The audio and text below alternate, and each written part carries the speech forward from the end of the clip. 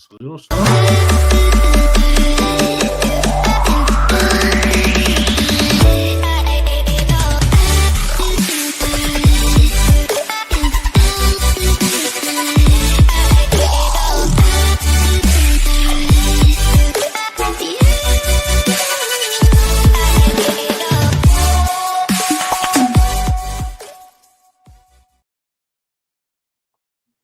Nice.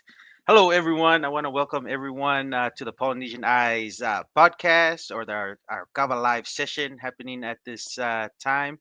I also want to welcome new viewers or our regulars from the Polynesian nation around the world for joining us today.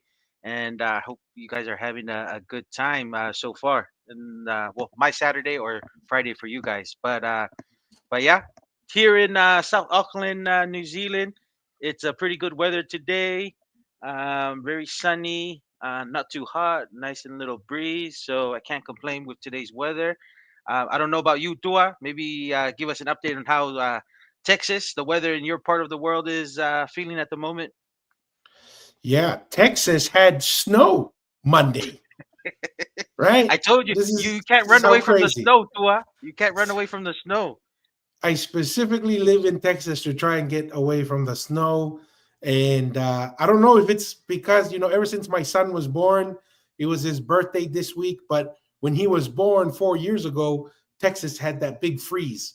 We had Mm. like 8 inches of snow, shut Electricity down went many out. parts with power. Yeah. Yeah, Mm. I was out of power for like a week and a half. Yeah, week and a half. Had a newborn baby. Luckily, I had a generator. We just all Mm. went into That's one huge. room, Mm. had a generator and a heater. But once again, around Homeboy's birthday, we get another polar vortex. And not a lot. We got like maybe, a half an inch. But for Yeah. Texas, that's a big deal. They shut down school, right? They Yeah. shut down That is school a big deal. because we don't have the infrastructure to deal with the snow. So yeah, it was good. Oh, nice. No, and I think the weather didn't only affect to Texas. I saw some photos also in Florida Florida, the getting Carolina, some yeah, snow, Carolina. the So, beaches had snow. It was kind of weird. So yeah, but apart from that, we're getting back to around the 50s, 60s, which is mm, good, especially for winter. That's good weather. But yeah, I'm pretty happy with winter time in Texas. nice, nice, nice. No, that's good, Tua. Is there anything you think we should start off or anything? Yeah, Maybe. why Oh, I don't was you just kick? thinking. Oh, I go was ahead. thinking, Tua. I was thinking, Tua. You gotta tell us since the inauguration of Trump being in office, how's the mood? If things feel like things have just changed 360 already, like what's the vibe feeling like since Donald Trump's been installed as the 47th president of the United States?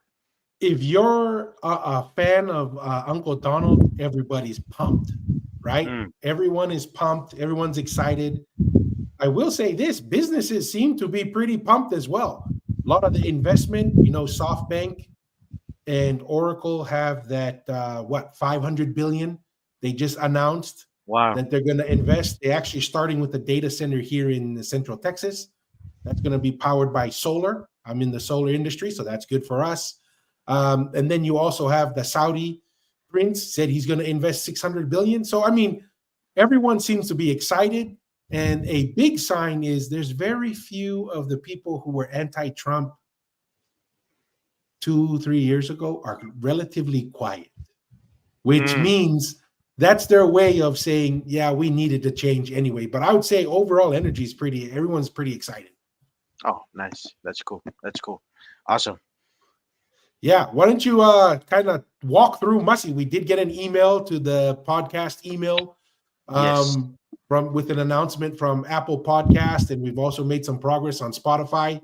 These are our Aotearoa fans Yeah. and viewers, so kind of share that Yeah. kind of interesting news. Yes. So, just for our viewers to know, we received a message from, I guess, the person that's kind of in charge of like people, how people are ranking, in different parts of the region in Apple Podcasts. We received a message that we're ranked 185 at the moment for the category culture and society tour, I believe. Yeah, yeah, Yep. So we received a message, and we just want to say thank you to all our viewers, around the world, but especially in the New Zealand area, most likely Auckland too. that's kind of really watching our content and are enjoying it, and we're also still growing too with the viewership. Appreciate you guys following our content, and we too and I hope to produce more content and kind of grow our Polynesian Eyes podcast. But yeah, that's kind of what we received, and we were two and I were surprised from from this message because it just came out of nowhere, but it gave us it instilled in us let's just say energy to keep going. That what we're doing is it's finding meaning in many people who are watching it. So yeah, unless do I have did I cover everything? Is there anything else you want to add Yeah. to that? Yeah, I mean, some people might be like, "Oh, you're number 185, blah blah blah." That's not even like top 10. Well, for our humble little podcast as a Mm, side gig where we meet and we go live when we can, that's pretty hmm. good, right? We're pretty excited about that, Yes, and very and exciting. especially with the goal of just having people talk about these topics and Yeah. have these conversations. Obviously, I think Mussy, you said, I think it's fair to say Auckland is probably city number one for Polynesians around the world, Yes, right? yes, yes. And I just want to let the viewers know too that we received a message from Apple Podcasts about how we're doing well within New Zealand, but we've also received indication from Spotify too, which is another popular podcast platform, that Auckland City is our number one Number one city most viewed in the world. city Yeah. in of our content in the world. So we're doing things, and just think of all the viewers and the fans of the Polynesian Eyes podcast who are Yeah. viewing our content. Appreciate that. Just wanted to kind of share that. We're excited about it. We're Yeah. grateful for it. And just want to thank all the listeners and the viewers. Um, Look here. Sorry, got distracted here. We got some comments here. Hey, T Style says Strong style, malo kau malo. tangata kau palumaya tau kava. Yes. Go Mm. ahead. The question is, T Style, Masi, are you what kind of mood you in? You want a smooth experience with the kava, or you are in a hurry? You need a taufua. What's kind of I, the feeling you know for you? me, always prefer smooth all the time. I'm Smooth. not a big Yes. taufua kind of person. I'm always big into smooth because ogumari ang talanoa. I feel like when you're Yes. taufua and stuff, it's more of like, oh, just In a in a rush. rush. Iyo, iyo, Fair point. Fair point. So, Korki requesti T style when you iyo. follow it. Loma says, Loma Huila from Facebook, Malo brothers, we hope that Trump energy trickles across to New Zealand. I hope so too. This Tonga, I mean, Trump is going to he made it very clear. It's going to be drill, baby, drill. The U.S. is planning to be energy independent like it was when he was president last time. So hopefully that takes off as well. Oh, I just want to add to like Loma's thing. It's gonna, yeah. I hope Trump's energy helps New Zealand to reduce the prices, because the gas is still quite high after the new government's been in. But hopefully for future episodes, I can try to get in contact with somebody that's kind of within the New Zealand political uh arena, to kind of maybe we can talk about how New Zealand can Mm. see the positive effects of Trump being in, that's pro business, pro energy, and more of fighting for the good things of the cultural war that's kind of happening with Trump's recent announcement. So hopefully that's in a future episode. I can try No, to get that in would contact be with somebody. great because I know we did talk about um, the let's call it the reflex reaction to Yeah, anti-Jacinda's left agenda and how there's a more right leaning, even though from the U.S. perspective, the New Zealand right leaning is still relatively left, but yeah, more right than the traditional New Zealand position. correct. So that'd be cool if we could have that kind of Yeah. a discussion there. Another comment here, T Style says, Tika, congratulations in my Post Malone voice, Maria, like the song, congratulations. Yes, a small thing Nice. for other people, but we Yeah, think it's pretty cool. pretty cool Oh, yeah. for a side gig, but Malo Oh T style. yeah, Malo. Oh yeah, wait. Looks like we don't just hide away from the interesting comments. Some of our Yeah, content, it's no secret. We're part of the Latter Day Saint religion, and in the Kava, when you have a Kava session, We talk about all kinds of topics. We talk about politics. We talk about history. We talk Religion. about religion. So, some people, I guess, TK, understood. We're not always going to agree. Me and Masi disagree on certain topics. Some Mm. topics we agree. But that's just part of the podcast experience we bring. Yeah. Yeah. So, oh, Yahweh. Come to Jesus Christ through Joseph Smith. Eh? Yeah, come. Hey, like I always tell people Oh, on the comment Mita. section, Oh, just come and pray. Just come and enjoy each other. But man. Masi Samita, Uncle Mita says, I get taufua foki Masi. O iloa pe a sa Mita e ne fonga inu Kava can't compete. Okay, sa Mita, I guess I have to inu taufua I be. Hey, yeah, I get Samita, I loto ke lahi. Eh? Ai loto ke la iyo. Hey, so these next two comments go back to back. So once again, TK was like, Masi, TK, you woke up today and just wanted to attack someone, I think. You just wanted to attack. If Masi and I can be your punching bag, so get some of that energy out, Okay. get some of that beta male so you can be an alpha male after you punch us. So be it. Where TK says leave that cult religion. And then here's the perfect comment from Mr. Kapitawa. Oh, That trend sila. right Bao now, we sila. listen and we don't judge. Yeah, Right? that's Have you seen that trend, Masi? Mm-hmm. On That's been a social famous. media? That's been a famous phrase that I've been hearing people in my workplace and just other people that I interact with say we listen and we don't judge. See, 100%. I'm not going to go as far as to say our live digital Kava session is a safe place because that's a little bit too wonky. But we will say, we'll listen. I won't judge you verbally, but I might judge you mentally. Right? And that way we keep it peaceful, Yeah. Oh, that's So been real too. That's been real too. we'll keep it like Uncle Donald's inauguration speech, Mm, where after the fact he said, I wanted to talk about January 6th. I wanted to talk, but everybody yeah. said no, keep it unifying, keep it blah, blah, blah. So it's okay, guys. We'll listen. Yeah. We won't judge verbally. But Yeah. but the whole point of the podcast is bring out ideas, and Correct. we invite everyone who has a different perspective. We've brought it up a lot of times on social media. People say we don't agree with this idea or this concept. We say, join us, right? Join us. Yeah. We'll listen. We won't attack and judge you by attacking you, but we want people to listen to different ideas. And if you say you have facts about a certain belief or idea, come on, let's have a conversation. And that's a good thing too. I was just thinking because we even have some viewers who uh, who let's just say are more likely to agree with the history we kind of explain and some of the evidence and the oral history and the ruins that kind of back up our history. But then when because we there's the other category of we talked about religion. Some of our viewers don't agree with that, and that's what we like. We're just And throwing that's out fine. ideas. And let's Exactly. see, people are gonna agree, and some of them, and some are people who are a fan of our idea of this one. And when we talk about religion and sometimes even the politics, they don't agree with that one. But hey, that means you're a human being. You're not gonna agree with everything we have to say, and that's what we want. It's just a conversation of the variety of topics we talk about here at the Polynesian Eyes podcast. Yes, 100%, 100%.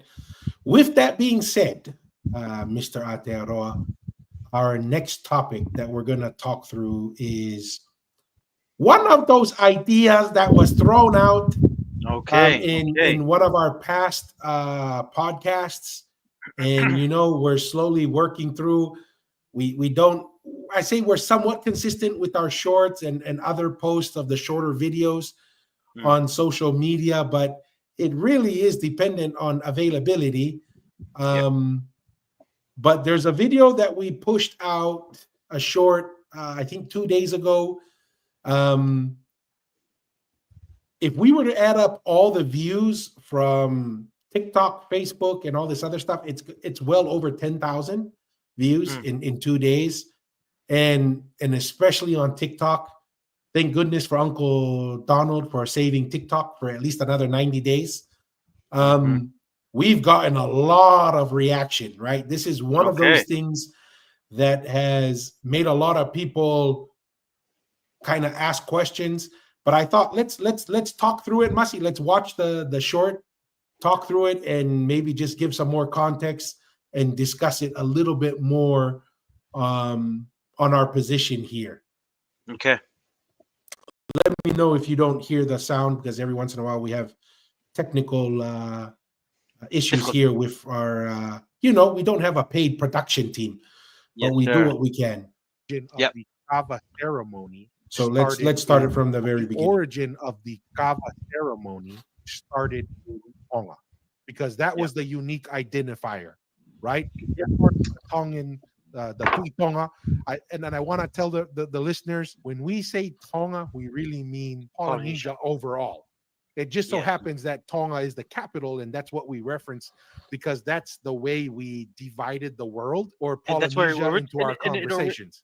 and it's the origin, and then Yeah. that's why there's a lot of reference to Tonga because it's the origin. Exactly. So there's that is it, the Falefa has always overseen the Taumafakava, and that's why when it went to the Tu'ikanukupolu, it was the Falefa who structured that because that is the correct authority to oversee a Taumafakava.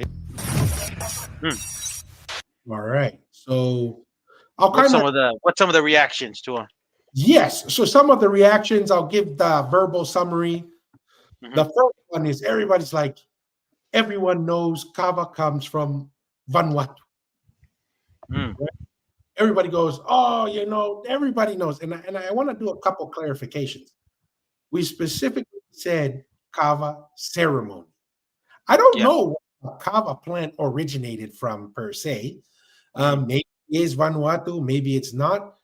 But my question is the Kava ceremony as the focal point of religious, political, social gatherings of the Kava. The story that we're trying to portray is that's from Polynesia, right? When you go to Melanesia and to other places, they have different names for the Kava plant. Yeah. And so really we almost took this as the topic for today's podcast was a deeper dive into Hau'etu, the origin, because that's where the Kava bowl is brought. That's where the Kava is kind of introduced. The Falefa is brought to the forefront. Yeah. Those people who structured the Taumafa Kava, which is the name for the kingly Kava ceremony now, but that it was called Furitaunga with the Tu'itonga, but when it was given to the Tu'ikanukupolu, which we remind everyone, the Tu'ikanukupolu had no right to a Taumafa Kava. Yeah. It was just Right? Ilo Kava. It Ilo was just Kava. an Ilo Kava. Yes. And so, that's we're taking that position. From my thought process is this. When we look at the origin story of Hau'etu, and then we look at the complexity of the Furitaunga or the Taumafakava, how it is a reflection of the constellations in the sky.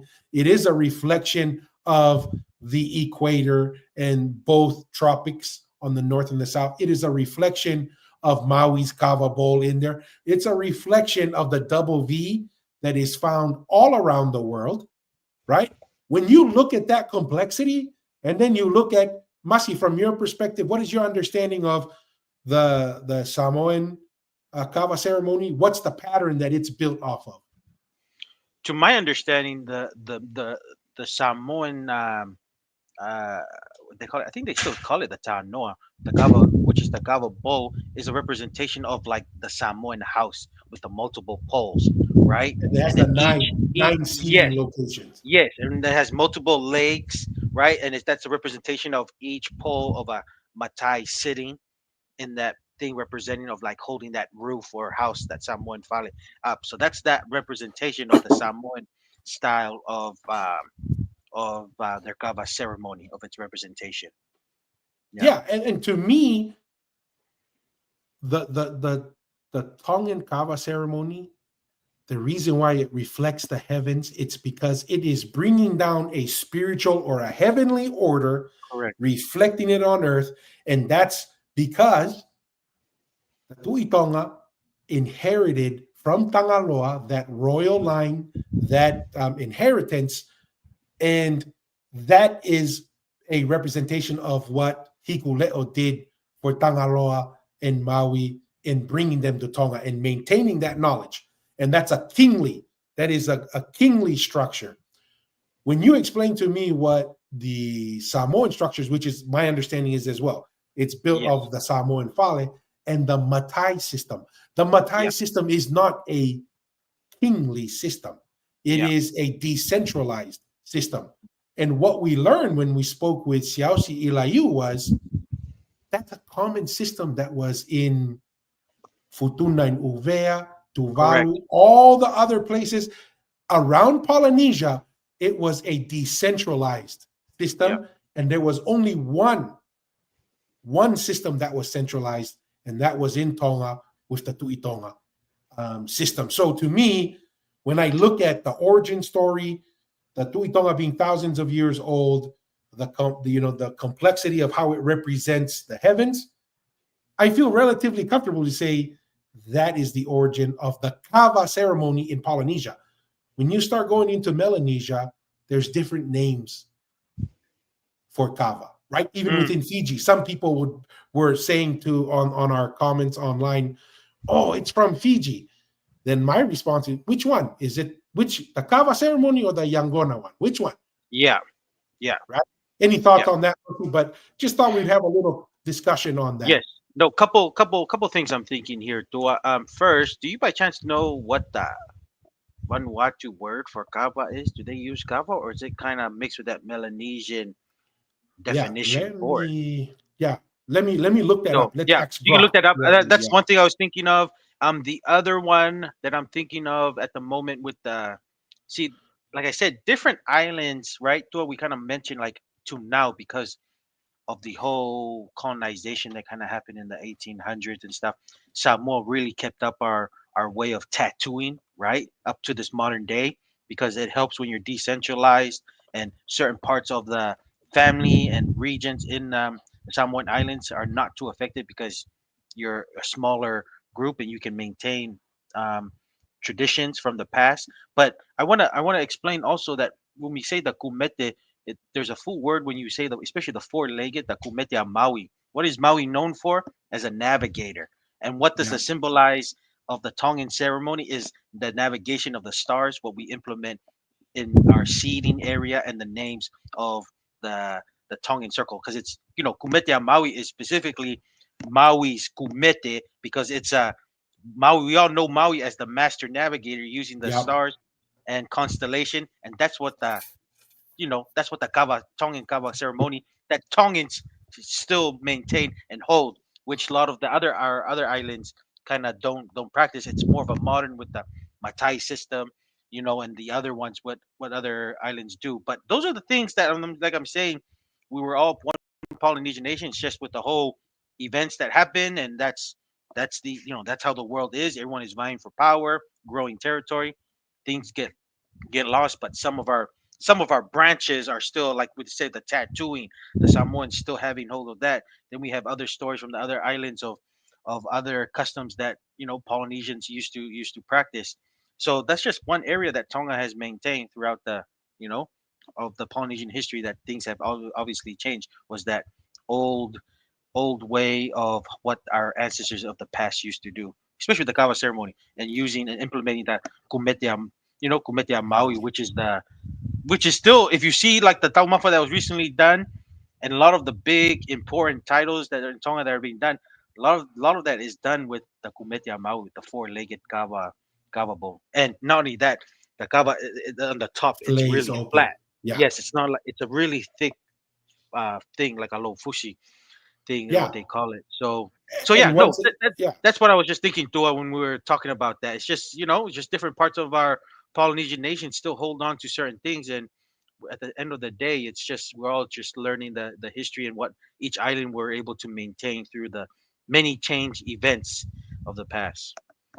So Yeah. So here, Vanuatu, the traditional name for kava is sakau. mm, Okay. Then it says in other regions, you might hear it referred to as malok or grog. So it has okay, multiple names for it in Vanuatu. And mm, we have verbal or oral history of Tongans going to Vanuatu. people in Vanuatu recognizing that Tongans have been there. So once again, the term Kava may have originated from Polynesians, i.e., Tongans, going over there, because just like Fiji, it seems to me, from my observation, the term Kava in Fiji is because of the Tongan influence in Mm, Fiji, and in the more Melanesian portions of Fiji, it's Yangona, yeah, good. Makes sense to right? me. So Yeah. yeah, so I think that's something that's interesting. There's a couple other comments here. T Style says, I believe that as well about the Kava ceremony, even from Tangaloa, Maui, and Hikuleo, not the plant story online with the rat. Hey, yeah. I mean, there's a lot of different stories. Some of those stories, I think, have more meaning to it, and probably has, kind of like Jordan Mm, Peterson talks about this. There's a reason why certain stories last so long. yeah. It's not literally about a rat, but it could represent a lot of other things. Um, Yeah. so interesting. Mm. Yeah. Any closing comments on that, Masi? If not, we'll go to the main, the meat and the potatoes of today's show. Show. No, no. I mean, no. It's pretty common knowledge that you know, the Tuigang Polu were just Ilocava. Then it transitioned into the Taumafakava with the organization of the Taumafakava with the Farefa from the Tuitonga, kind of allowing the legitimate uh, new king or modern king to kind of be in Tonga. So yeah, I mean, Yeah. I think you know, honestly, Masi, I thought that was general or common knowledge, but the more we have conversations online, yeah, because some people are like, "Oh, the Tuikano Polo took over" and all this stuff. yeah, You don't understand Tongan politics and structure. And there's like, "Oh, look at that yeah, Taumafakava." I was like, the Tuikano Polo never had a Taumafakava. It had to be given to him. It's correct. kind of like how how Tangaloa had to give it to the Tuitonga Aoetu Yeah, in yeah, establishing a new kingly line. It's the yeah, same thing with the Tuikan Kupolu. yeah. Though it was No, the I same agree. family between Tangaloa and Aoetu and his brothers, but when a new title was put in place to be the inheriting title, a kava ceremony was put in place. Tuikan Correct, Kupolu never had that. And the correct. only way it has it now is because the same thing that Tangaloa did to Aoetu, the last title holder of the Tuitonga did that for Tupo the first. But Yes, people don't seem to understand that, and therefore you get certain ideas of how you know political power is transferred in Tonga is very different from a lot of other yes, places. yes. And therefore, we have the Polynesian Ice podcast so we can discuss these things, so Exactly. everyone can talk about it. Yeah. Yes. So with that being said, we're going to go into the primary um, Okay. focus of the podcast today, and this is a continuation. It's a little late, but I had this video saved for over a month and a half, maybe. Okay. Um, Maka, Tuihala Maka, remember him who joins us sometimes on the Yes. podcast? He had shared it, and I said, yeah, we've been meaning to get to this one, but we haven't gotten to it. But I didn't want it to get so far away that we never talked about it, at least close enough while it's still relevant in social media. Mm, But this whole fiasco with the Tongan Malu and Samoan reaction to, oh, this is ours and it's mm, nobody else's in Polynesia. This is a gentleman that is an academic. He's Samoan. He talks about it, but he answers the question in the context of let's look at the bigger picture, right? On what it means to be Polynesian and how colonialism has impacted our view of yeah. how the islands were. But we're just going to Awesome. walk through it and then react to it. Okay. That has really divided people, which is ironic considering it's a phrase that has joined two cultures, Tongan Malu, and it's caused a massive rift among Tongans and Samoans. So firstly, I want to ask, how do you respond, or how do you sit in all of that? It's it's um it's quite a complex issue, and there's lots of different narratives involved. And I think I certainly want to contribute some stories to help people make sense or make other sense of the issue. I guess for me, if I can start by explaining my bias and why I believe what I believe.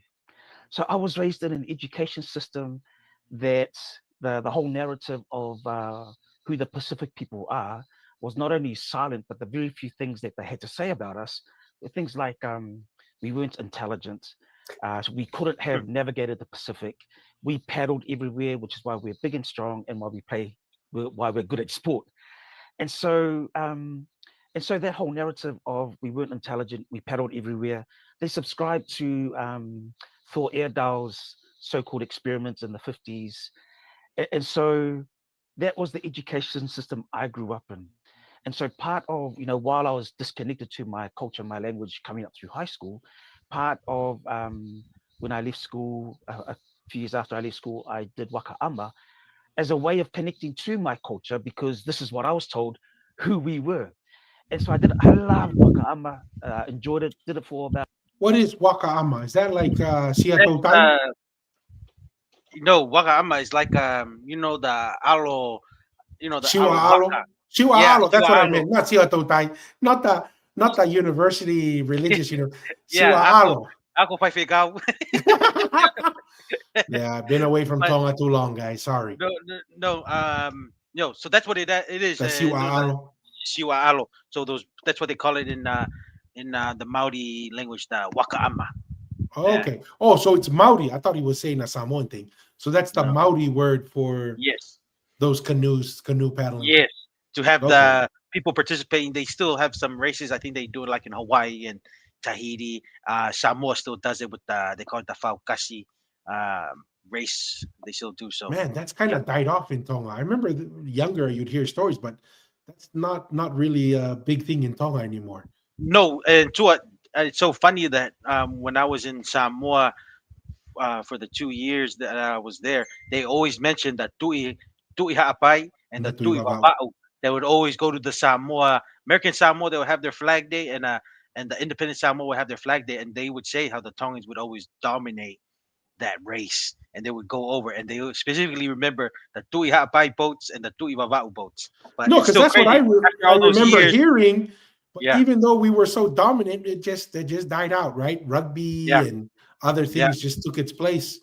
yeah. So, what are your thoughts about his education and what the Western education was telling him about Polynesian history? It takes my mind to what you mentioned, Tua. I was still relatively young when all of this was going on, but it reminds me of what you were going to high school and university. How you mentioned that David Fali was the only one saying that we were Mhm. navigators throughout the whole Pacific, And right? everyone said he Then was crazy. he was crazy, right? And you remember that, and then all of a sudden we're here in 2024. Everyone has jumped on that boat, right? All the Polynesian, because there were Polynesian academics in that time, but they were still subscribing to what the Polynesians were saying. It was just the Polynesians didn't navigate; it was just kind of floating and by accident, kind of Yeah. thing. So, Or hey, um, the waves just brought them there like a yes, floating coconut. yes. So that's when he was saying that. That's where it took my mind to when we've had the conversation with you, Tua, when you were saying. I still remember in high school and even going up to university that it was only David Tafale kind of perpetuating the idea that Polynesians were master navigators in the entire world, right? And that was crazy. That was crazy. And then now we're here in 2024, and then everyone is saying, "Oh, dang, Polynesians were master navigators."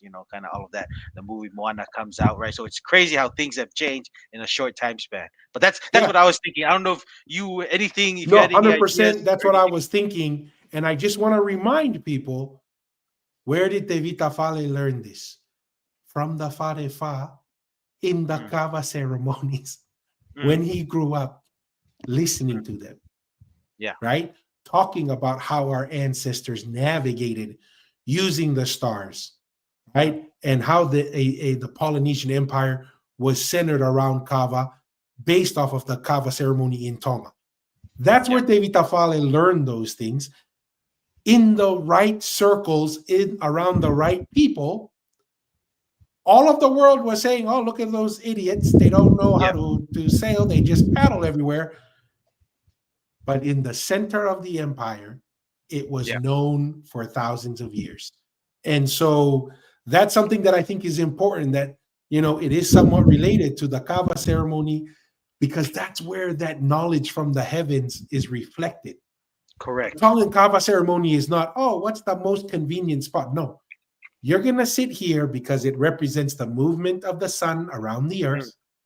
The highest point is going to be here where the king sits, and there's a reason and a purpose for those things.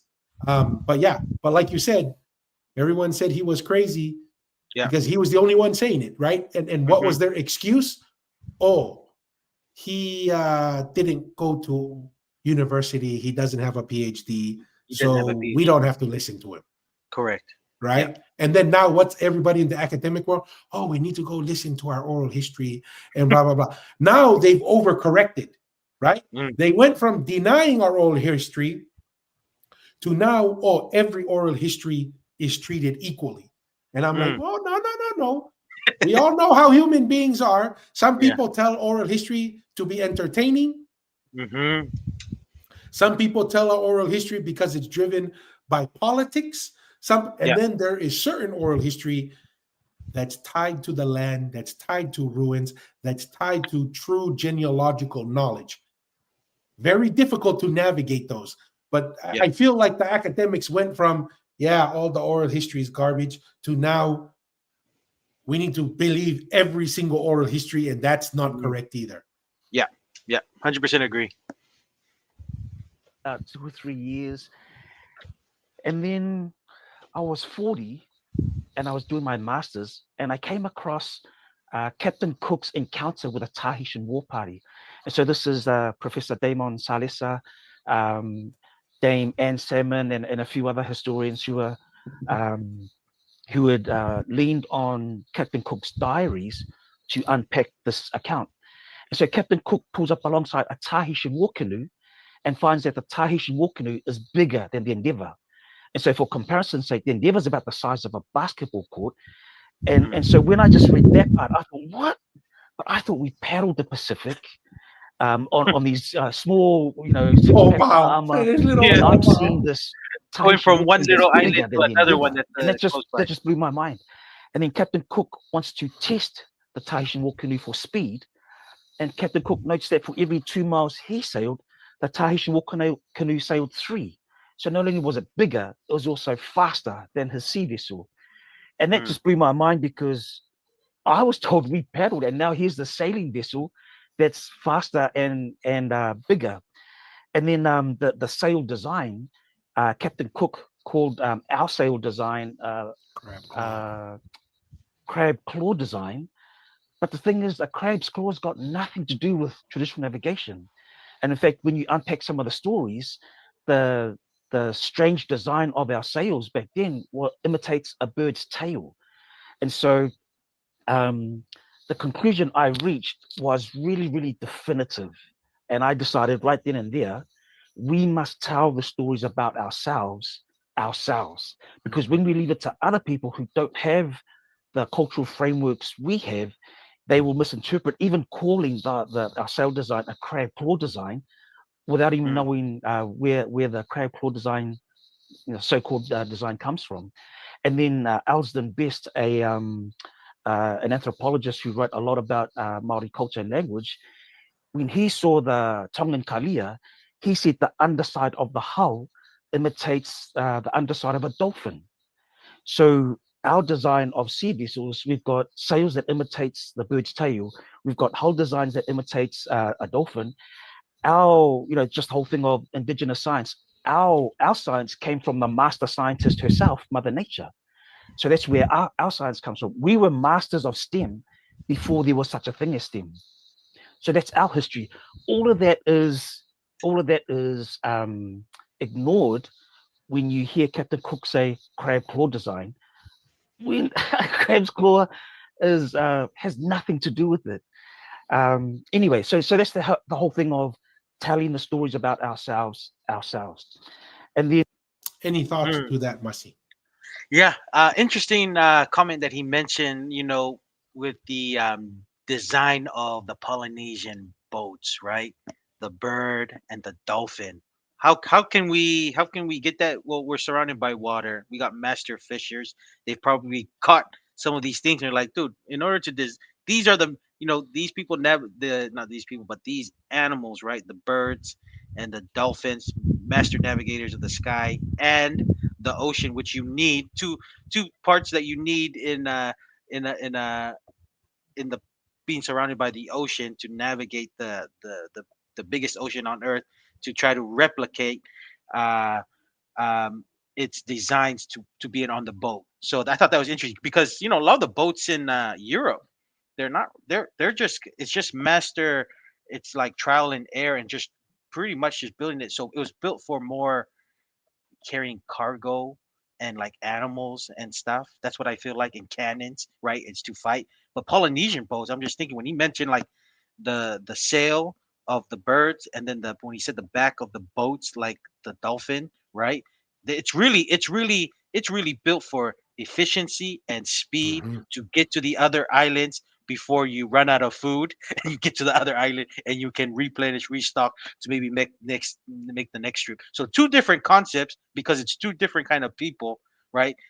Palangis were thinking it's more of a boat, fit cannons, fit maybe probably fit cattle, all these move massive things, which is makes the boat really slow. But the Tongan and Polynesians are more like get to one island quickly to the other one before we run out of food or we starve because we're in the biggest ocean in the world. Things can change instantly and you can get killed. So I don't know. That's what I'm just thinking out loud Yeah, to her. I don't know if you had any yeah. any any What I different want to thoughts or build upon, I want to build upon some of the ideas that you have. It is well documented that in Tonga, the Tufunga, right? There were specific families that for generations upon generations, guess what their task was? Perfect how to plant ufi, yeah, perfect how to plant certain things. And there are indefinitely certain people, they had a specific task over generations. How do we build the most efficient sailing vessel possible? Right? And that's their whole thing. Remember Captain Cook when we sat down with Xiao Ilayu, he said that the over what 500 pounds worth of food, and they built a structure in seconds almost and stacked it, yeah, right? And that's because there were people who were thinking yeah, about this. That was the specialization that modern day economics provides in the free market. That is what was going on in the Polynesian Empire originally, right? That's why there's that tanoa of discussion and talking, and everyone, each family had their special knowledge that they held on to, correct, right? And correct, so that was the knowledge that was treasured within family to family because that's how they built upon it. The other thing too is he speaks about the size of the Tahitian ones. Can you imagine the size of the Carias and yeah, moving right now? Speaking with people in Uvea and Futuna say, "Oh, this is where the rocks for the Haamonga and also for the yeah, Langis in Tonga yeah, were carved out of this." and taken, yeah, 40 tons, 50 tons taken over the ocean, mm, right? So to me, I don't know of any other ships in Polynesia that had those stories besides in Tonga, right? This is why the ruins, people always kind of give us a hard time about the ruins, but it's like the ruins have such great implications. Even today, I work in construction. Do you know how difficult it is to move a 40-ton piece of rock? You have to get a yeah, lift plan. You have to get engineers to approve it. You have to make sure you get the right type of equipment. And we're talking about our ancestors moved it hundreds, potentially thousands of miles on a boat. That's on a crazy. boat, right? And then the other thing too is this efficiency of the design, like you're talking about. What's the driver behind that? That's how much movement was going on. Yeah. The ocean for the Europeans was a barrier of mobility, but for our ancestors, it was the highway. It was the tool by which we navigated and traveled. That was the primary way. You can walk around all of our little islands in like a day, right? You go to Europe, to these bigger, Yeah. you can spend your whole lifetime walking around the land. But in the Pacific Ocean in Polynesia, you spent more of your travel time on the ocean. And Mm, that's why we had developed such highly perfected. efficient tools. And why is the crab claw? The biggest thing that was unique about the design, and I know this for a fact for the Kalia, and maybe it was true for all the other boats as well, is the sail would swing, Change right? the And direction. move. Yeah. So it didn't matter. You could technically, in theory, well, not in theory, you can. If the wind was blowing against you, angling the sail and moving it and then using the rudder, you would Mm, zigzag, kind of like zigzag, but you could, in theory, go up against the wind. mm. The European boats, when there was no wind, they were Just stuck. sit They there. just sat Yeah, there they just sit there. Yeah, and wait till for the the wind winds to changes. pick up. So the Polynesians, they said, hey, look, when you're out there, like you said, little food, little water, you cannot afford to bet your Stop. life on the direction the wind's blowing. You got to use whatever direction the wind comes, right? Yeah. Now, if that is true, which this gentleman is kind of saying, and it's well accepted in Polynesia, where is the only ruin in all of Polynesia that is built around determining the seasons, which part of the year has good weather and bad weather, using the movement of the sun? Ha'amonga Maui in Tonga. And was it named after the navigator The Maui? That's like, navigator. Okay. So once again, when we put all these pieces together, please don't say, oh, Tua and mm, Masi are just, oh, they grew up in Tonga. They're just yeah, pro Tonga. Hey, we have Samoan blood. We have Fijian blood. yeah, We're all Polynesian. We believe in the Polynation, right? One of correct. our Yes, t-shirts sir. when we get to it, we believe in the Polynation. But we don't just say these things because, oh, we heard. You look at the evidence. And Yeah. if you really believe that's how we navigated, and if that was that critical, what is the tool by which you determine the best times to travel, when and how to travel correctly?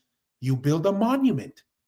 And Mm, the Ha'amonga is not only an architectural marvel for Polynesia, it's an architectural marvel for the whole world.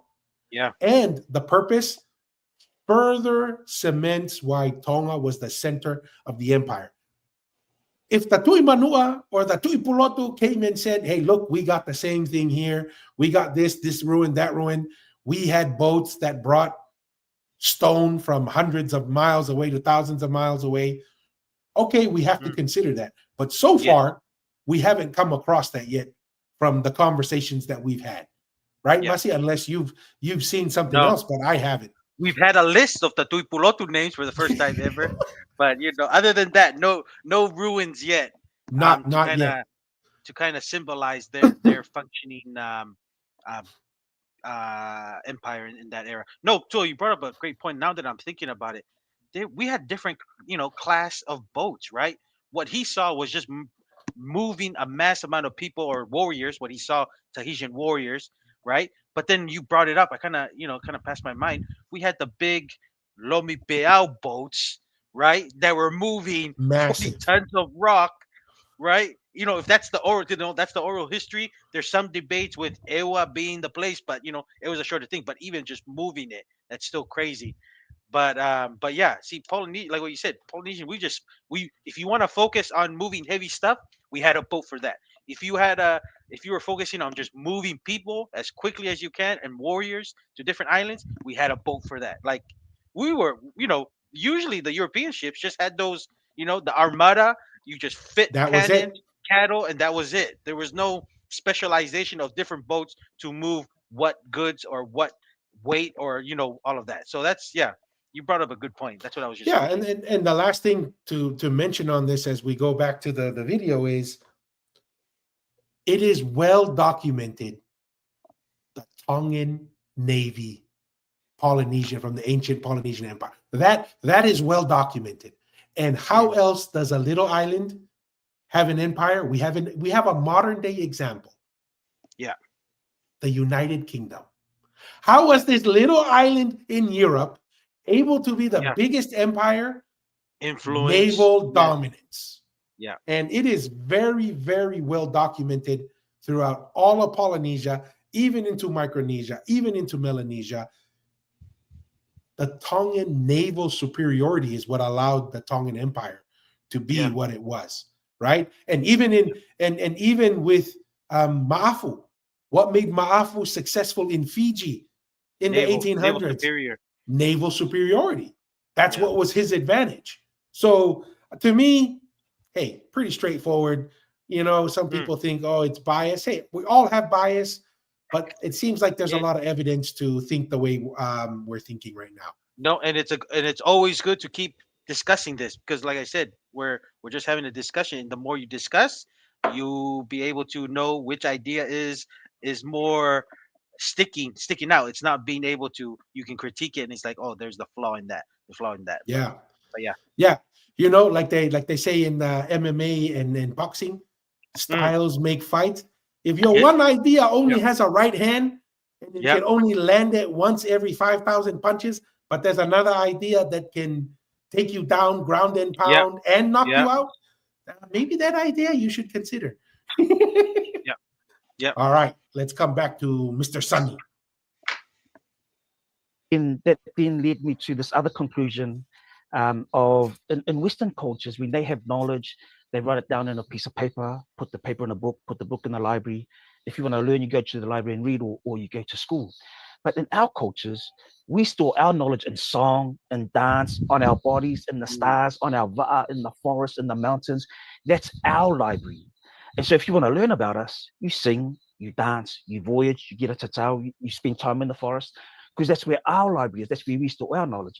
So the body of customs and traditions that make up all these different islands, it's not just customs and traditions. That's our library. That's our record book. And so that's where our stories are kept. So if you want to learn about us, that's where you go. And so, long live the written tradition, and long may it continue. And we should read and be literate and all of that. Long may that live. But beyond that, we also have other ways of storing knowledge, other ways of knowing, other ways of learning. And so I lean on those probably more than I lean on literature. I embrace oral traditions and stories and people's encounters and experiences.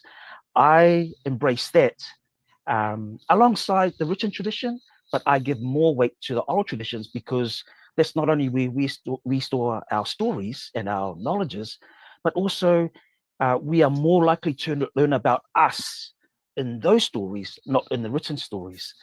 And so, academia is about turning a lot of those stories into literature so that our stories can be kept in that way as well. So the stories are, I'm about to unfold, are stories that come from that bias, that the oral traditions, people's stories and experiences, I will embrace. Yeah. And I'm not afraid of hearing different and contradictory stories, because we didn't have this concept of the single narrative. To us, it was all right it was all right to have contradictory explanations and experiences, and everyone's experience was okay to embrace. It was okay to live with contention. It was okay to live with paradoxes. There was nothing wrong with that. And so I'm mindful that the stories I'm about to share.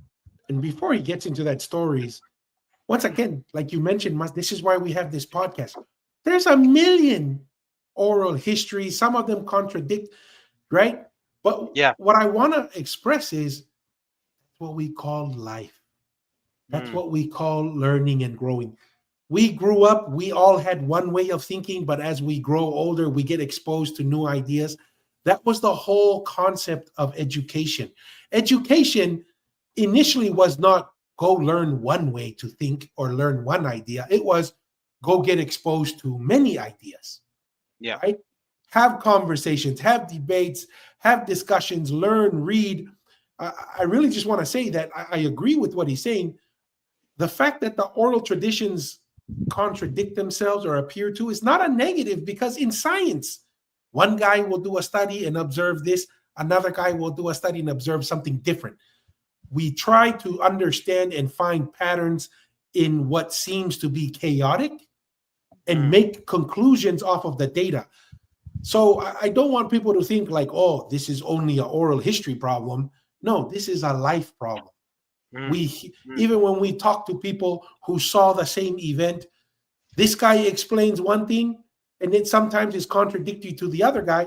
That's just this guy's perspective of what he saw. Maybe it was the angle he was looking at made it look like this is what happened, and the other person's angle. This, to me, what Sonny is expressing here, this is why we need to have more conversations. Oral history is something that you throw out, people talk about, see what their perspective is, what the weakness is, what the strengths are, and then everybody makes up their decisions from there. Very much like what we're trying to accomplish with the podcast. No, and I'm just thinking and it's good to revisit and just keep discussing this. This gentleman believes that there wasn't a written history. I'm kind of, and he's kind of saying it's more of you see something that's been done, you just kind of been doing it, and that's how things were just kind of passed on, the knowledge, right? Obviously, you believe that there was a written knowledge, and maybe you can still kind of keep expanding on why you think the written knowledge exists. You think it's most likely exists in the Polynesian society, but I mean, to me, it's a very simple position from my perspective.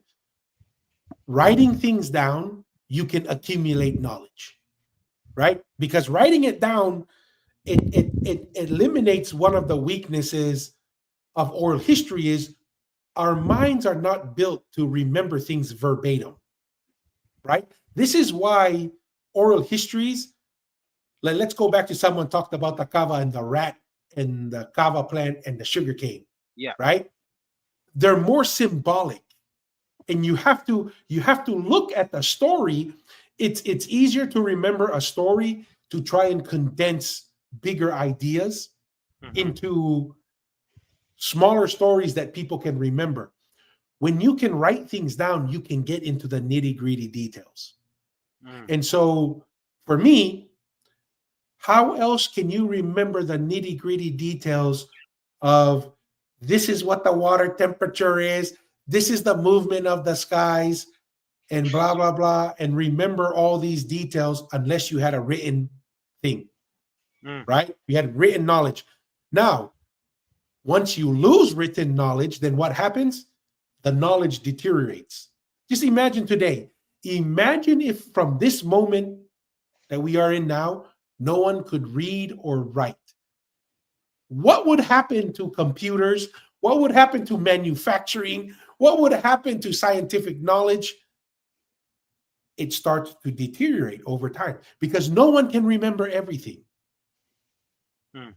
Right? And to me, that's why I'm a firm believer that Polynesians had a written language, and it had to be relatively complex, because when we look at the ideas and the behavior of our ancestors, sophisticated ideas, complex solutions to complex problems. I've never seen a civilization solve complex ideas without a written language, in my opinion. So that's why I have that opinion. Maybe, I don't know when or why it happened, but maybe when Tangaloa installed Aho'eitu, there was a major shift, and maybe that's something significant changed, in my opinion. You don't just go Tangaloa, Tangaloa, Tangaloa, Tangaloa, and then, oh, just for fun, let's do a new king, a new line. No, there's something that happened there, just like why did the Tu'iha Atakalaua come into existence? It wasn't like Kaulufo Nuafekai was like, you know what? we're just gonna make another kingly line because I'm bored. No, it was what, 4 assassinations in a row. Then all of a sudden, the Tu'iha Takalaua was created, and guess what happens? No more assassinations in the near term. So there's a reason why the Tu'iha Takalaua came into place. There's a reason why the Tu'ikanukupolo came into place, and there's a reason why Laufiri Tonga gave the Taumafakava to Po the First. It seems to be tied to significant shifts in political stability or religious stability. Something of that nature caused the change. And so for me, that's my 2 cents there, Masi. I No, don't know. no, it's good. It's good to discuss this and delve into it a little bit because right, because I'm not there yet. I'm just, and then what you're saying makes sense to me. It's just that because I'm just the only thing I can think of, Tua, that's kind of come into play with written is those petroglyphs they've kind of written in Hawaii. I think they only found in Hawaii and Hawaii, right? Is that some form of what it used to be in the past, or is that just like of or even some parts of Eastern Polynesia, are those just people of ancestors that were there before? Or is that like a form of communication of telling weather I don't know. Maybe can you help me explain, like help me understand, is that part of it? Or is this written language it's just been long gone that we haven't seen anything yet? That, my opinion is, it's been gone for so long, we really haven't seen anything Okay.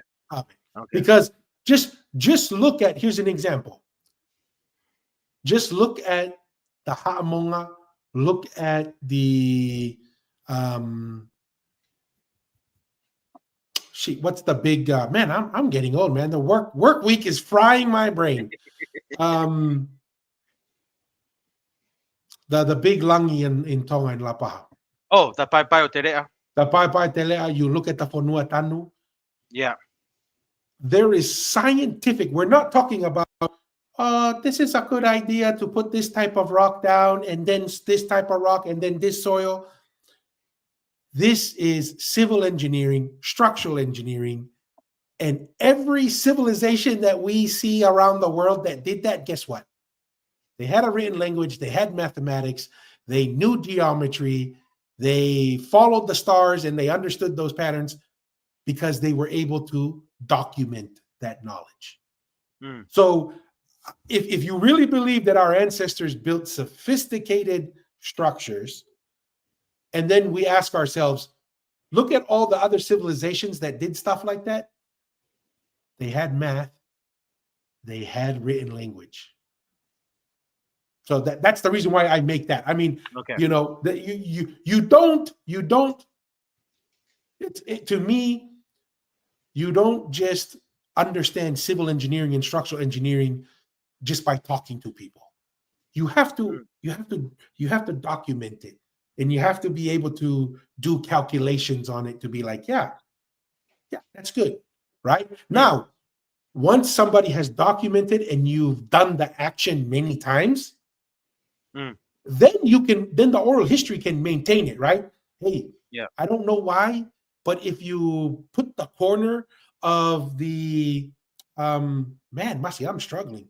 The langi, what's the langi again in Pai Telea? If you make the corner an L shaped with these dimensions in proportion to the size of what you need to do, if it's this size, the foundation needs to be a minimum of this.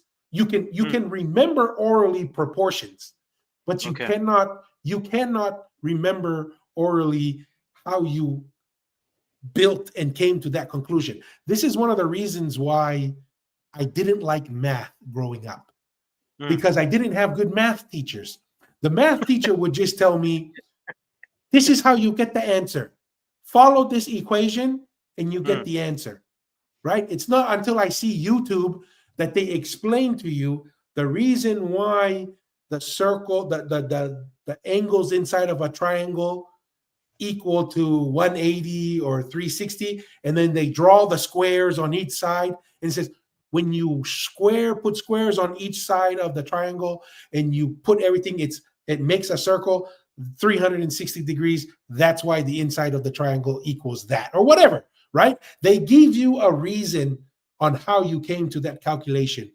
And so That to me Okay. is a reason why behind it. Looks like there's a few comments kind of Yeah, getting away from and it's us. still an ongoing debate. I mean, I'm not there yet to it, but like, man, it's hopefully there's some discovery that we can add on, because right now all we have of at least something being carved up, or like some kind of sign, is those written kind of.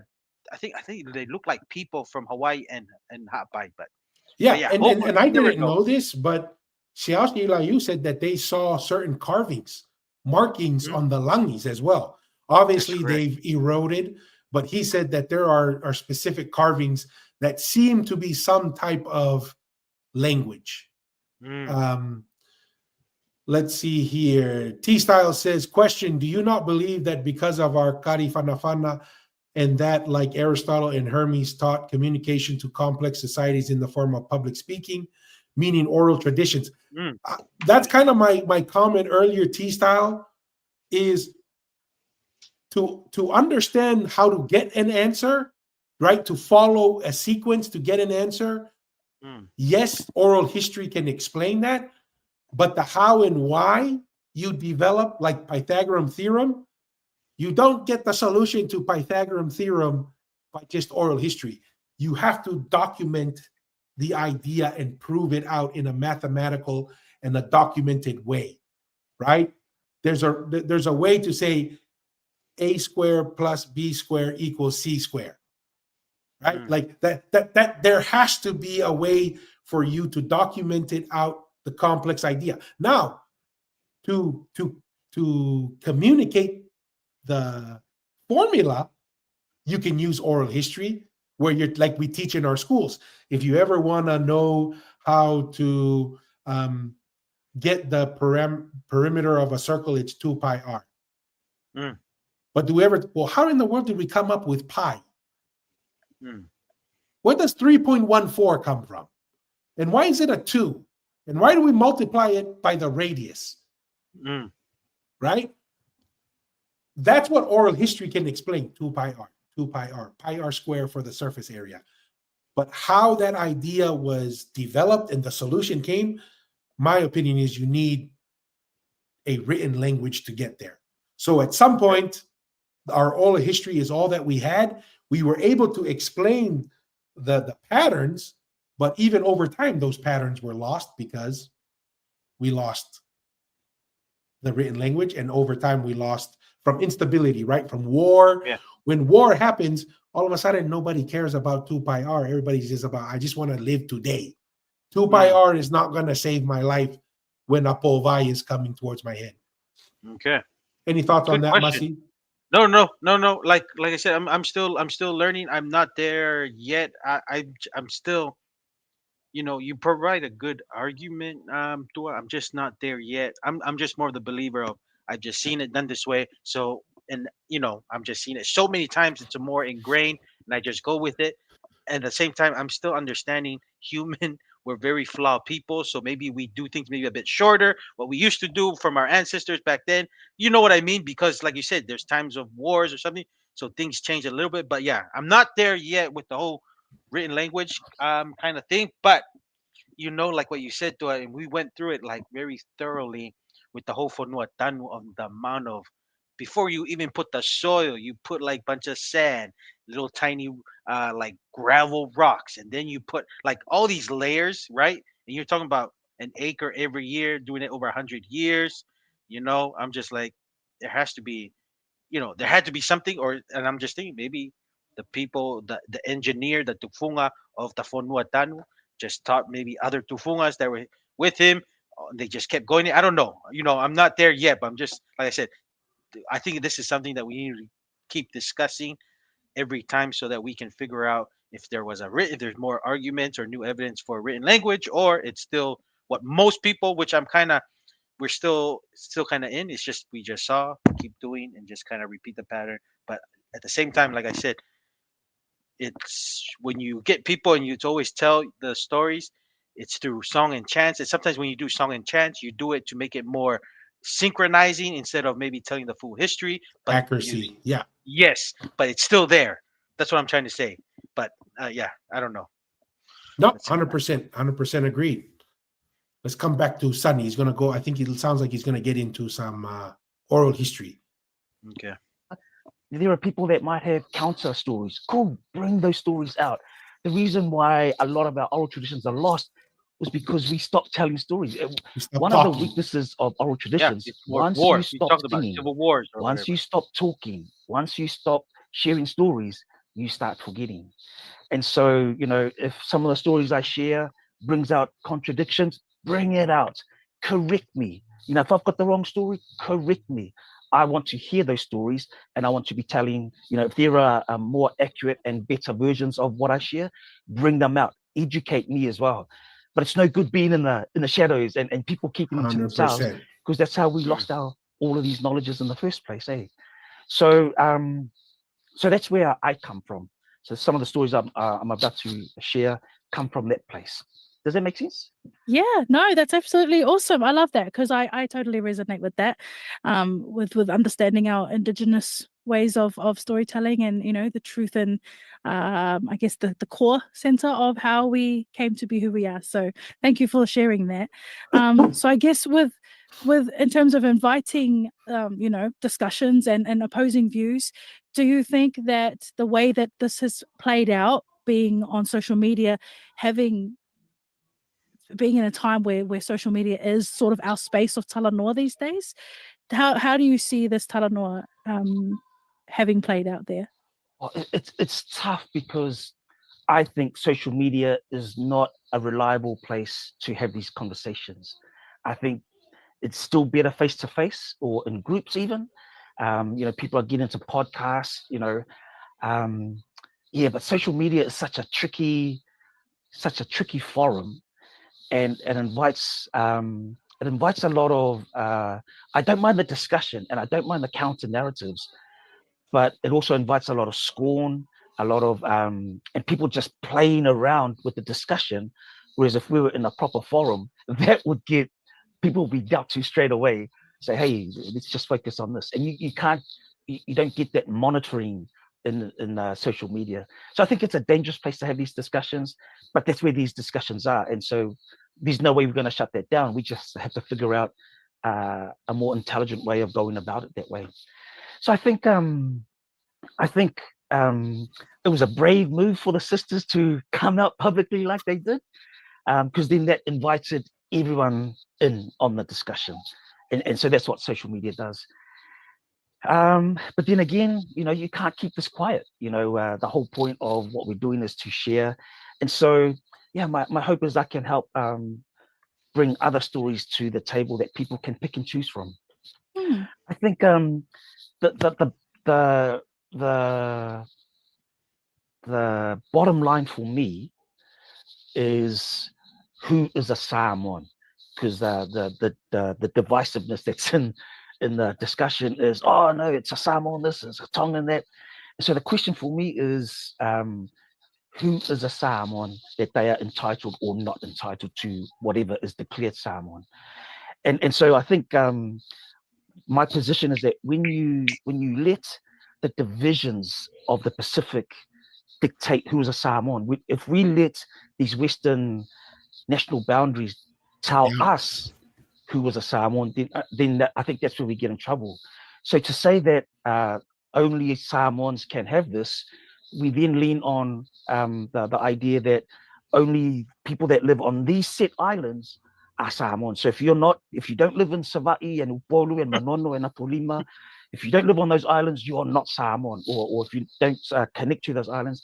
And I think that's because we have let the Western national boundaries tell us who's a Samoan.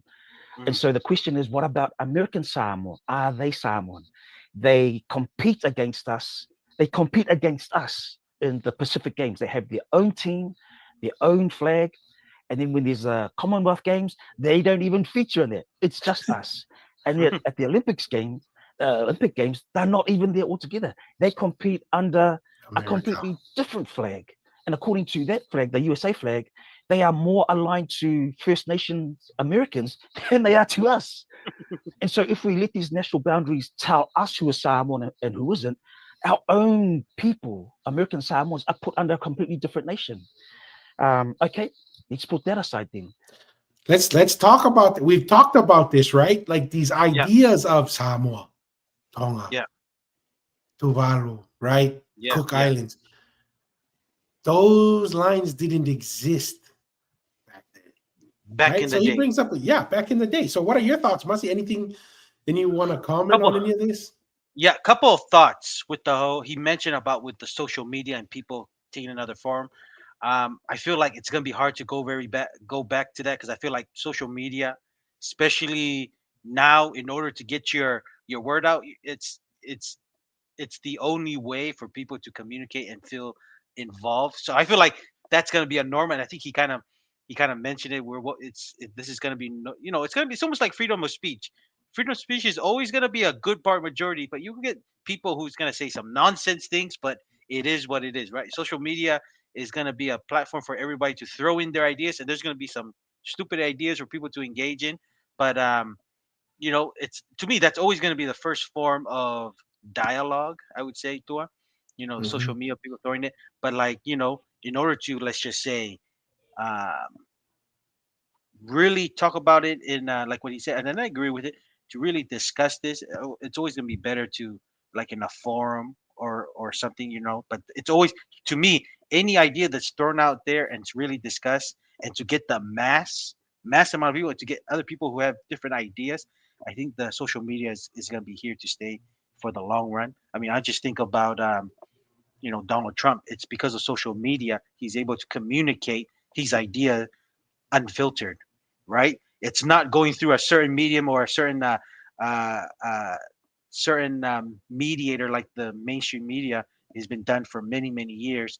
Um, it hasn't been done that way. So I feel like social media is going to be the first part of platform, and then to really develop and to really have all the ideas kind of gathered from like the social media platforms or like podcasters or anything, then you can really get those people into like a conference room or something and then have a dialogue. But I feel like the first form of dialogue is always going to be social media, mostly good, but you always there's like I said, there's always people who are not smart, and they're always going to just play around and not take it serious, or just throw whatever. But that's my idea when he talked about with the whole dialogue of social media being played into it. That's why it's kind of, and it's good, even though it's very fiery and maybe hurt feelings or hurt or whatever. To me, it's the best place to have the greatest amount of people to participate and to really, it really helps you to get a variety of opinions. But that's just me, though. I don't know if you had anything Yeah. to kind of talk about that. That's what I was thinking No, first. I agree. I think what I'll add to that, Masi, is this is why long forum podcasts have exploded, Mm, right? Because social media in some ways is changing yeah, in this sense. We're used to the social media of a short clip, right? You can't get a full context of an idea. It's kind of like the sound bites, right, from mainstream media. So there's that part of social media that makes it difficult because you don't get a full idea. You're just getting a minute, 30 mm, seconds, 40 seconds. But when you sit down and you have a conversation with someone for 2, 3 hours, that's a whole different ballgame. There's a reason why certain politicians yeah, will never sit down on a 2 to 3 hour podcast with someone who's not just going to concede to them what they want to talk about.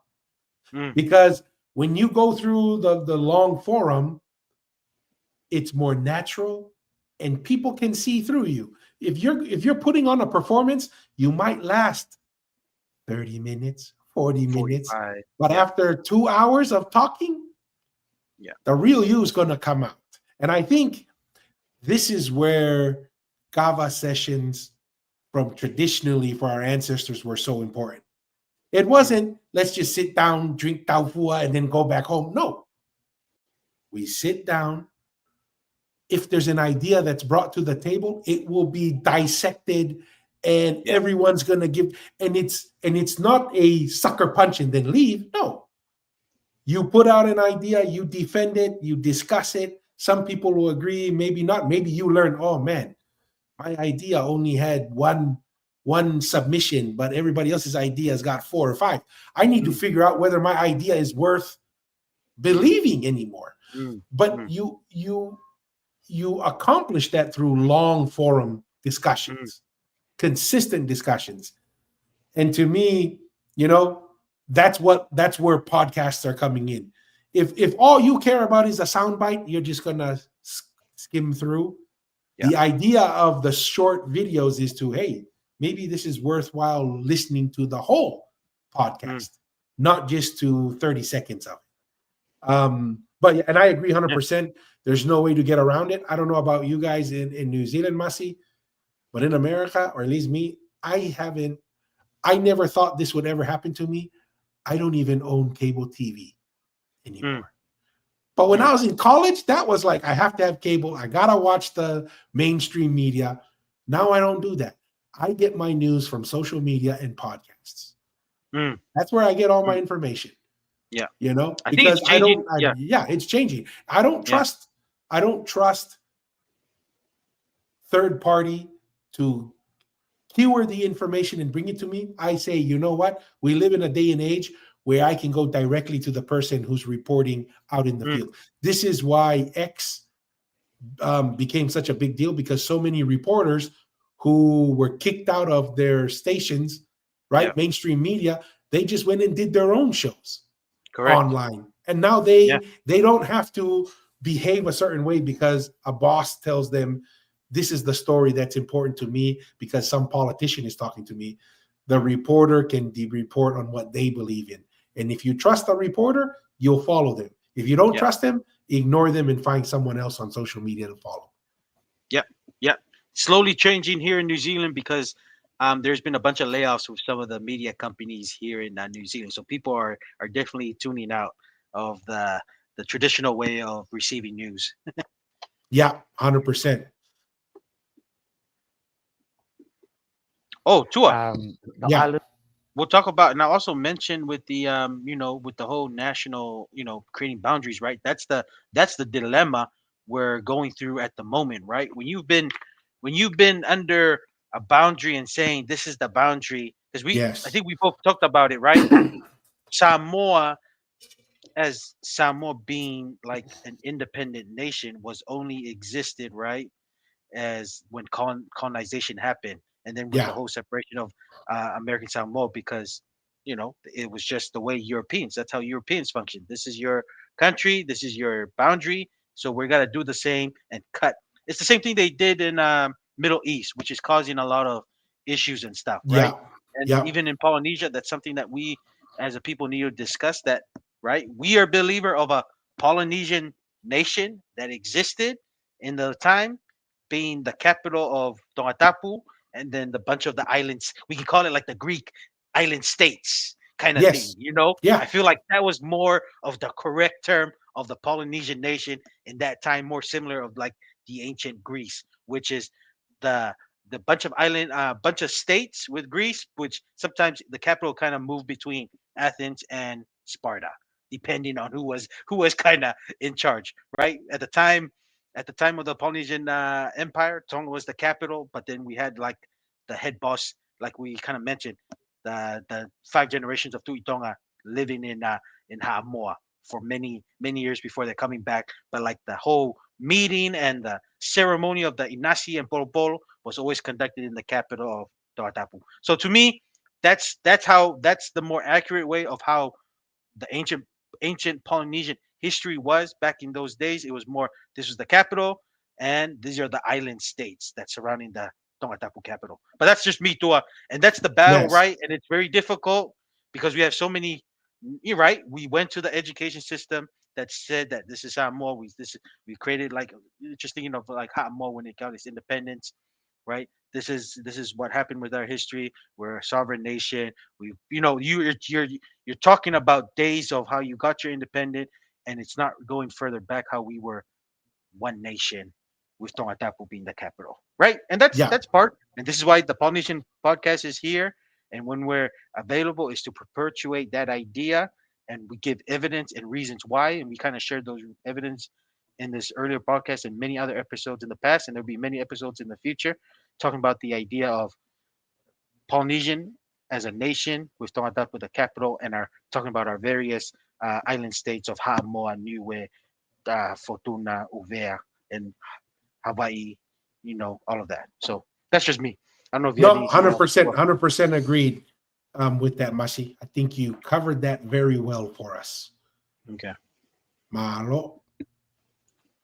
Let's come back to Brother Sunny here. Okay. Of Olosenga or Olohenga. About 100 years ago, a Palangi family bought the island, renamed it Swains Island, put it under Tokelau, and then strangely they participated in the blackbirding of their own people. That family arranged for Peru or slavers based in Peru to come and steal about a third of Tokelau's population to participate in the blackbirding practice of that time. Anyway, so Swains Island is under Tokelau, but the history of Olosenga is Manua. Their bloodlines, all their genealogies come back to Manua. And so are they Samoans? According to the national boundaries that the Westerners have made, they're not. But according to their genealogies, which is how we count who are our people, they are us. Okay, let's put that aside.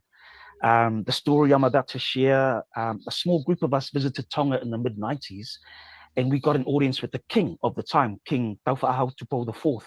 He's the father of the current king. And so we had an audience with the king. He was unable to actually share time with us, but he sent his historian to have a conversation with us and to explain to us the king's position on the relationship between Samoa and Tonga. And the king's historian asked us, what do we know about the relationship between Tonga and Samoa? Me being the Fiapoko, I said, all I know is that Tonga used to rule over Samoa for a few hundred years up until the rebellion.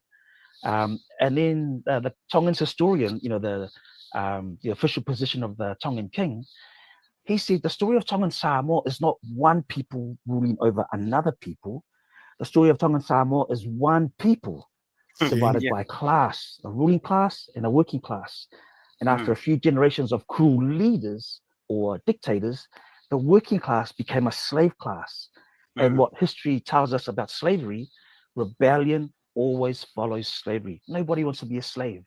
And so the rebellion happened, and then the rebellion was successful. The ruling class left. And so the ruling class, they went south. The islands they came to, they named Tonga. Tonga in every Pacific language means south. Even here in Aotearoa, Te Tai Tonga refers to the southern tribes. And then the Tongan king said the ruling class that couldn't go south, they went north. The islands they came to, they named Tokelau, meaning north. In every Pacific language, Tokelau means north. In Samoa, we say To'elau. Here in Aotearoa, Te Tai Tokerau referred to the northern tribes. And so here's us ancestrally, genealogically, one people, but the national boundaries invented by Westerners have made us different people. And so when we say the question, Samoan this and Samoan that, and Tongan this and Tongan that, we are ignoring our ancestral links, our genealogical links, and we are letting these Western divisions tell us who was us and who was not us. I really like what Letofaya Tu'u Kalala said. Even if you have just a little bit of blood that's connected to me, you are mine, I am yours. And so to me, that's that extinction. We are, even if it's just a little bit genealogically connected, however many thousands of years ago, they are us, we are them. So how can we say, no, but the Tongans can't have this because it's not theirs? When we only come to that divisive position because we've let the Western national boundaries tell us who is Samoan. And the concept of Samoa and Tonga go way deeper than these national boundaries. And so, even as far as some of the islands in Solomon, Taumako, and some of the islands around Taumako, when they unpack these genealogies, they ngafa back to Savai'i. Some of the royal titles in Rarotonga, Uenuku, Tangiia, and Karika, they ngafa back to Savaii. And so when you ask the question, you know, who was a Samoan? Exactly. You know, but we have to answer that question not using these national divisions that the Western world have imposed on us. Well, pause it right there, Masi. What are Hmm. your thoughts on the king's historian? And he wasn't very clear on Tokelau and Tonga as to whether that's when Tonga was settled or whatever. But Hmm. what are your thoughts on that? And just kind of the whole narrative that he's kind of talking about. I do lean towards his agreement that, like you said, like we can always say, right? It was more of a class. What class were you in? You were in the Tufunga class, which is a specialization that you're very valuable into society. Then there's the right Mariner subscribed that there's the people who do the umu. That's what they do. It's just the cooking and stuff. And then there's the people of the leadership, and then there's the Taula people. I do believe that's how Polynesian society was, right? You're in a certain class, and you can probably, and to me, that's why it's even in Tonga, it's a big deal on your marrying, because the only way to maybe to elevate is either you marry somebody from a higher class or somebody who's tufunga, because and you're from a umun, but you for some ways if there you want to elevate, there's even you get one of your daughters to marry to somebody else to elevate. Mhm. Your whole family's right. I feel like that's how it was, Dua, because that's how it is. It's sometimes, especially in Tonga, when your families want to, marriage thing is a big deal, and many of the families and stuff. I feel like that's how it was, Dua, unless you were born and you were good in, sometimes you were doing well when they had their sports games. We kind of talked about wrestling, Dua, right? You can probably get Mhm. elevated if you're a good wrestler and you're entertaining, right? There's different ways, and I feel like that's how it was. Everything was a class, and like what he mentioned, the leadership class was, kind of settled in Tonga. I feel like maybe there's a different nuance, and it will be, now that I know he does sound like he's somewhere in New Zealand here, I'll try to reach out and try to get get him, because he'll be a good person to discuss. But like the detail, like how he said they came down, were different opinion on Tonga being the first place in Polynesia and then kind of spreading it. But I do agree with his position of, we were we were in a class society. It wasn't like Tonga was the society. It was just Tonga was the leadership here, and it was just managing different kind of people. And then when that leadership was being too cruel, there's bound to be a revolt and little scuffle here and there. But like you mentioned, after that scuffle, Tonga still came back because Yeah. right, right. Kaulufonua Fekai, right? Who's after Talakai Faiki came back. He still came back, and he stayed in Savai and built his Puremere kind of location where he was residing most of the time during that time. So right, so that's why it makes more sense. We were more of a Polynesian nation than the leadership of that time just decided where to kind of go and stay and stuff. But yeah, that's kind of my thoughts on breaking his thing down. It'll be a good discussion to have with him, just to maybe get more into details of that discussion with the historian. Um, you're right. So it wasn't the king. Tupo the Fourth wasn't there, but he just sent his historian, which is interesting because with David Tafale's communication with Tupo the Fourth, they had it face to face, and it was a Mhm. more directly from the source, right? Instead of the king's historian sent out. But that's just me, Tua. Just regarding that part of I do believe it was more of a social class in those times instead of us being like different people, kind of thing. I don't know if you had Yeah. anything else. No, 100%. So there's a couple things I want to touch on because Yeah. we get this argument a lot from our Samoan brothers and sisters, right? They say the reason why Samoa was the center of the empire because Tonga is south and Tokelau is north.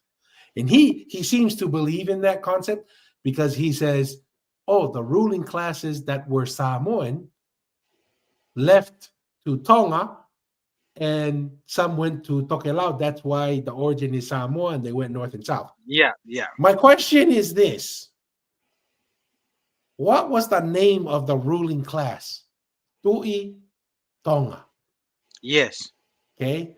So the Tui Tonga went to Tonga because that's where the center of power and the seat is, right? Yes. And what I find funny is when Talakai Faiki said Mari Etoa, he says, he didn't say, I'm never coming back. He says, I am coming back. He said himself, I Yeah. am coming back.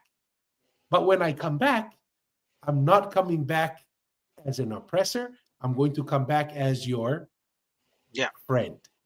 Hmm. Okay, which could have been like what he was saying is, that oppression became overly burdensome. Xiaoxi Layu takes a different position. He says that it was a religious rebellion, according to Xiaoxi Layu and the oral history he's talked through with some people in Samoa, and from the Tongan perspective is um, Talakai Faiki wanted to go to Hikuleo instead of Pangaloa, Okay. Yeah. and Yeah. that and that the rebellion was oppression, but there are certain ideas. I'm putting this on the table so everyone can hear. There are certain ideas that the rebellion was a religious one, Okay. that our Samoan brothers and sisters didn't want to make that switch. Anyways, the thing I'm coming back to is this. Everyone keeps saying, oh yeah, some of the leadership was chased out of Samoa and went to Tonga, that's south, and then Tokelau north, some leaders. And I'm like, you do realize that that's hundreds of years before Talakai Faigi was Aoetu. Yeah. And if you believe that it was a ruling class, then the ruling class was in Tonga visiting Samoa. Correct. And when they Yeah. returned, right? And that to me is funny. And I just want people who say, oh, Samoa is the center because of Tokelau North and Samoa and Tonga South. Well, that's a pretty small empire, Yeah. Yeah. right? If that's what you're saying is the influence, that's assuming that story is true. Here's the other one.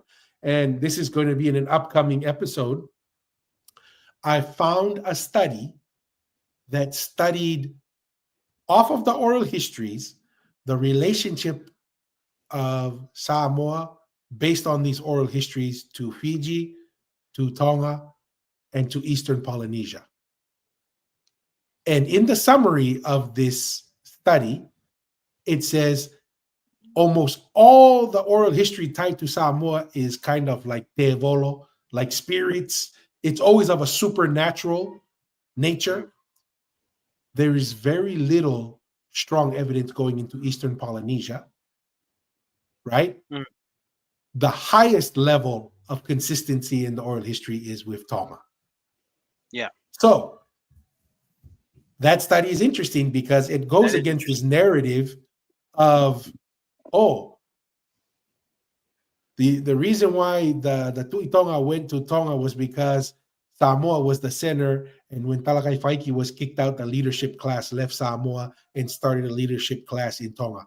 No. That leadership or that leadership class was already in Tonga, and they were Yeah. exercising their leadership in a In Samoa. burdensome way in Samoa. In Ha'amoa, that the Ha'amoa people said, you know what, this is a little too much, and Yeah. you're not giving us enough value. Anyways, I wanted to throw that out there. And so Good. that everyone understands, the reason why everyone knows Tonga is because the cardinal direction for Polynesians was south. And the reason why south was the cardinal direction, because that's where Tonga was. Yes. So that's something for 90% of Polynesia, south was Tonga Tapu. Yeah. That's where 90% of Polynesia, you go south, you're heading towards the capital. That's why that is the main direction.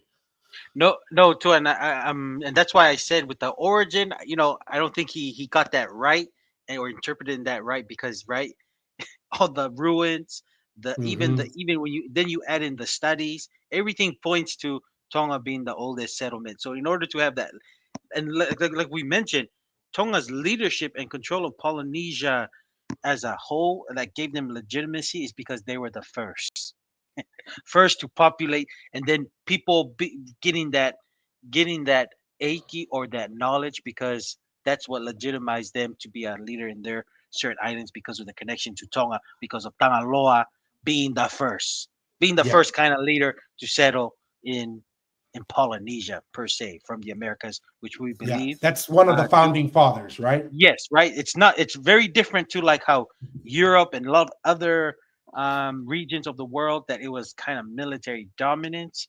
It was that. I mean, there was a little bit part of that with Kaufonua, especially with the many assassinations that was happening. It does seem like he did go on a military campaign, but most of the Polynesians' history was just peaceful and was just legitimacy because of being Religious. It was associated by religious religion. religion contact with Tongatapu. So So you and I want to basically throw in there. say, sorry, Masi, No, you're religion good. and family ties.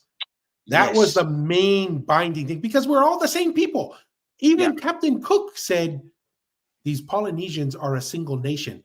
They Yeah. speak the same language. They have the same technology. They have Yeah. the same religious beliefs. These are one people. This is one nation. He even called Polynesia a nation. There we go. There we go. And I'll just also add in there that Devita Fale is also saying that what we know as Tonga being south in our current understanding now is incorrect.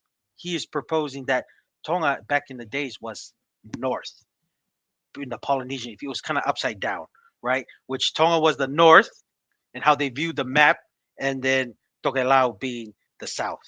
That's how I just thought that's it's Yeah, different from because what that's the we cardinal view. direction, right? That's the cardinal direction. In the Western, when you look at a map, if it Yes, doesn't point to the north, up is always north, north. right? Correct.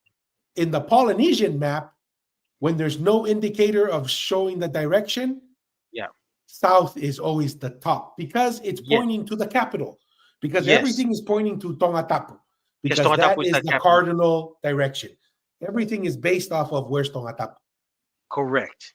Correct. So I just thought I would throw it in there, which Devita Fale has. He's the only one. I haven't heard anyone say that. Only one saying that Tonga is up on the Polynesians' viewpoint of the world, and then Tokelau is south. Yep, But yeah, 100%. Lot of comments on Facebook and on YouTube. Appreciate it, guys. Unfortunately, to keep us on track, we're gonna move keep on. plowing through. So I Let's go. apologize. When we look at those deeper histories, you see that we are deeply connected to a lot of the other, or actually all of the other islands, that perhaps it's true to say there is no Tongan Malu. In fact, it is right to say there is no Tongan Malu, because the concept of Tonga and Samoa and Cook Island and all of that are not our words.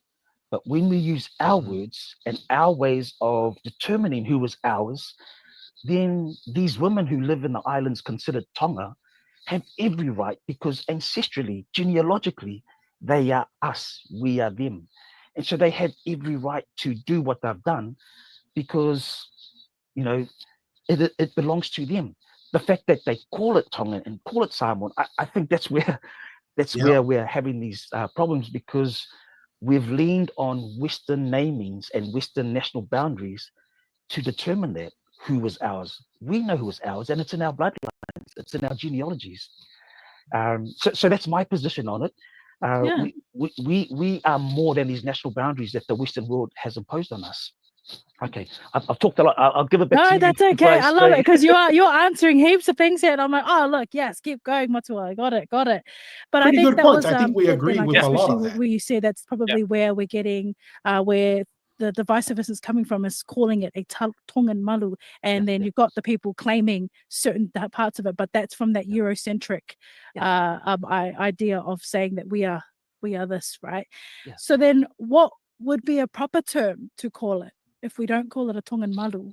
What is there? What would you say? It's the same with the Tongan Tatau, the means Tatau. There was no such thing as a Tongan Tatau. In the old days, when royalty wanted the Tatau, they would get a voyaging fleet together and voyage to Samoa together, because we still practiced it. And so they didn't go to get a Samoan one, they got their one. It was theirs. There was no need to call it something else, because they had every right to have that. Now, the so-called Tongan Tatau is a fairly new way of expressing Tonganness, and cool, that's the way cultures adapt, cool. And because it's now different, they want to call it a Tongan Tatau. Okay, that's the way the culture's adapting and developing, so be it. But there was no such thing as a Tongan one, this is historically, because it was ours as a extended family of the Pacific. We all had it. And so I just Hmm. want to make a quick comment on that, real quick. I agree with the concept here. And obviously, it seems like Samoa had some pretty good tattooists. There were tattooists on Tongatapu as well. And it's well documented. Tongan women had Malu type designs, Tongan men. And it was actually more common in Tonga than it was in Ha'amoa. Because if I understand correctly, and you can correct me, Masi, the tattoos traditionally were for, like, not want to say royal, but high chiefs and their children, women, and other high chiefs. It was not a standard practice that was used. In William Mariner's book, the average warrior in Tonga with William Mariner had a tattoo.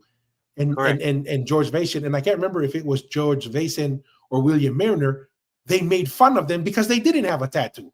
Because that was kind of like being a man is like you get your He tattoo. was George Mason. Yeah. So they made fun. So that's one thing. What I want a lot of our viewers to take into account. So why did the Tu'itonga go to Ha'amoa?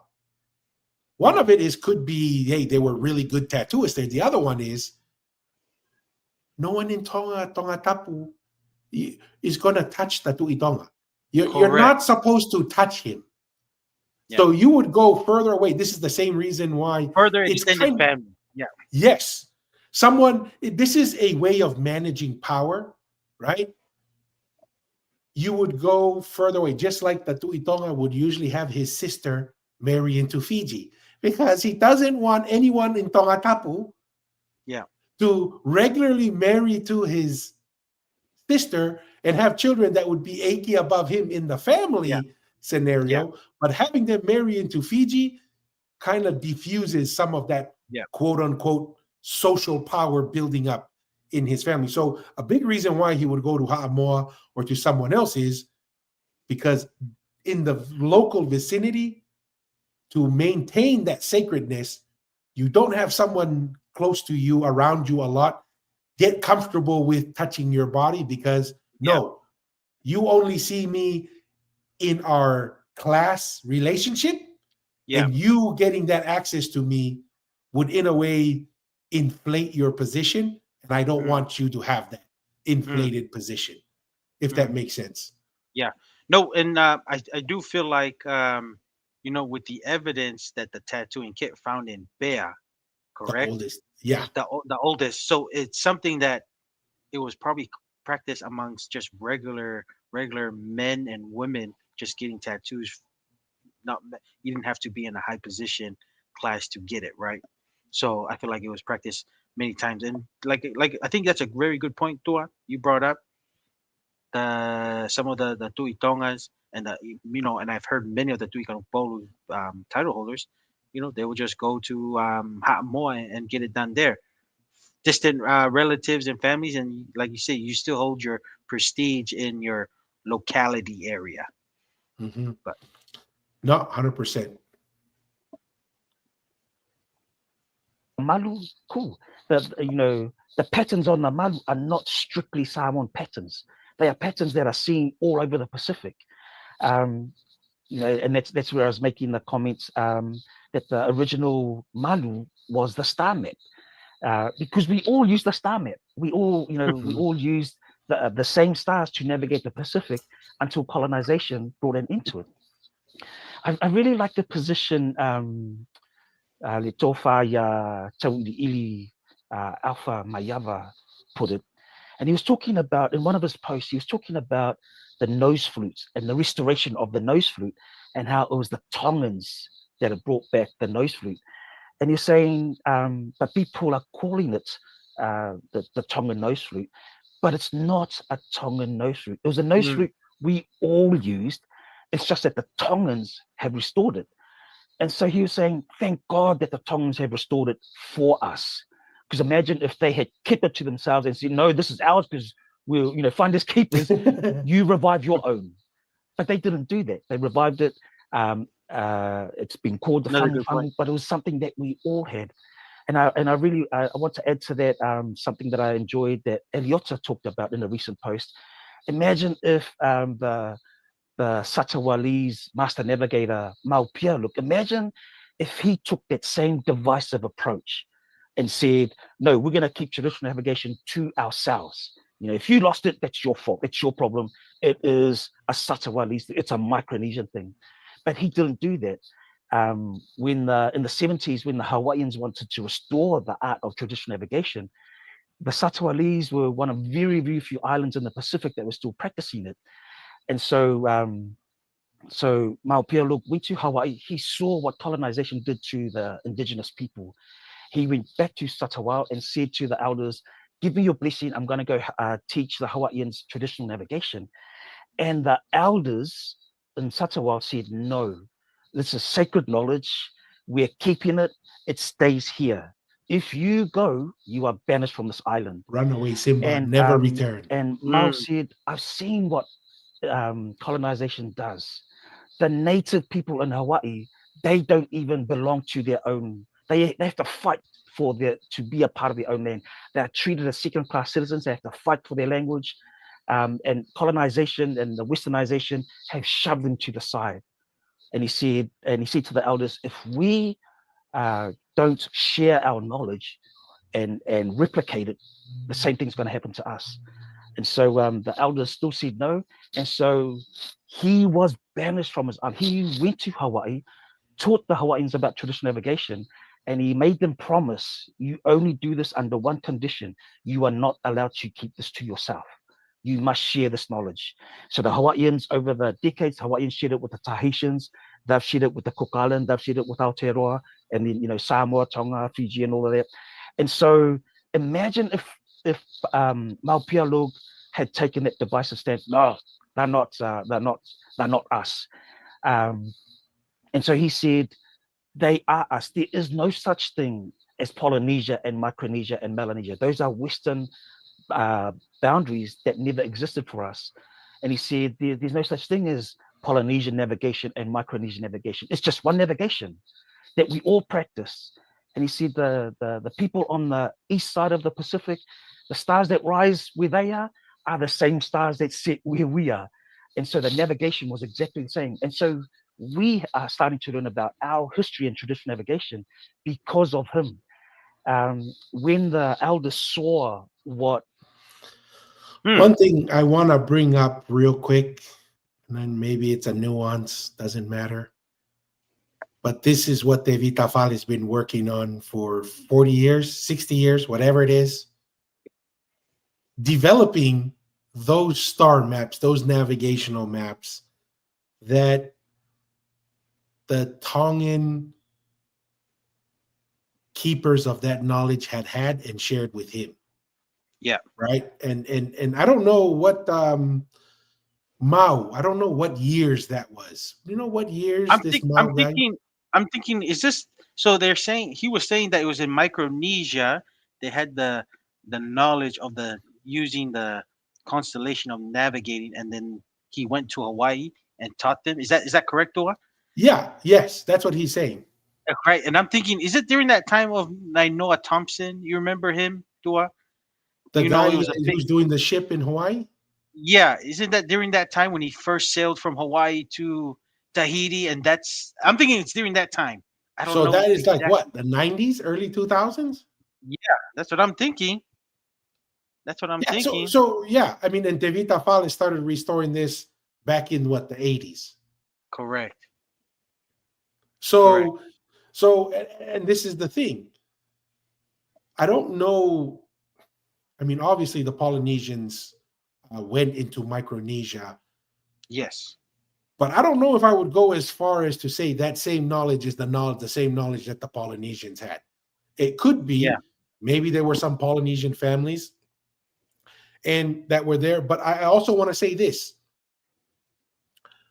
I'm not convinced that every Polynesian knew this knowledge. Like we discussed earlier, there were classes of people. Yes. Certain people had this knowledge, and it wasn't common knowledge for every Polynesian. There were classes that had access to this information. This is not something new. We live in a world today where certain classes have access to more information than we do, right? That's just society in general. The one thing I will say, kind of tying it back to the written knowledge, and this comment came from when we spoke with Xiao Xi Layu, is if there was a written language, he doesn't believe that it was amongst all the people, right? Mm-mm. That That's a this good written point. language could have been with a certain class of people, certain families, which could make sense because with the tufunga and how everybody behaved, certain knowledge could have been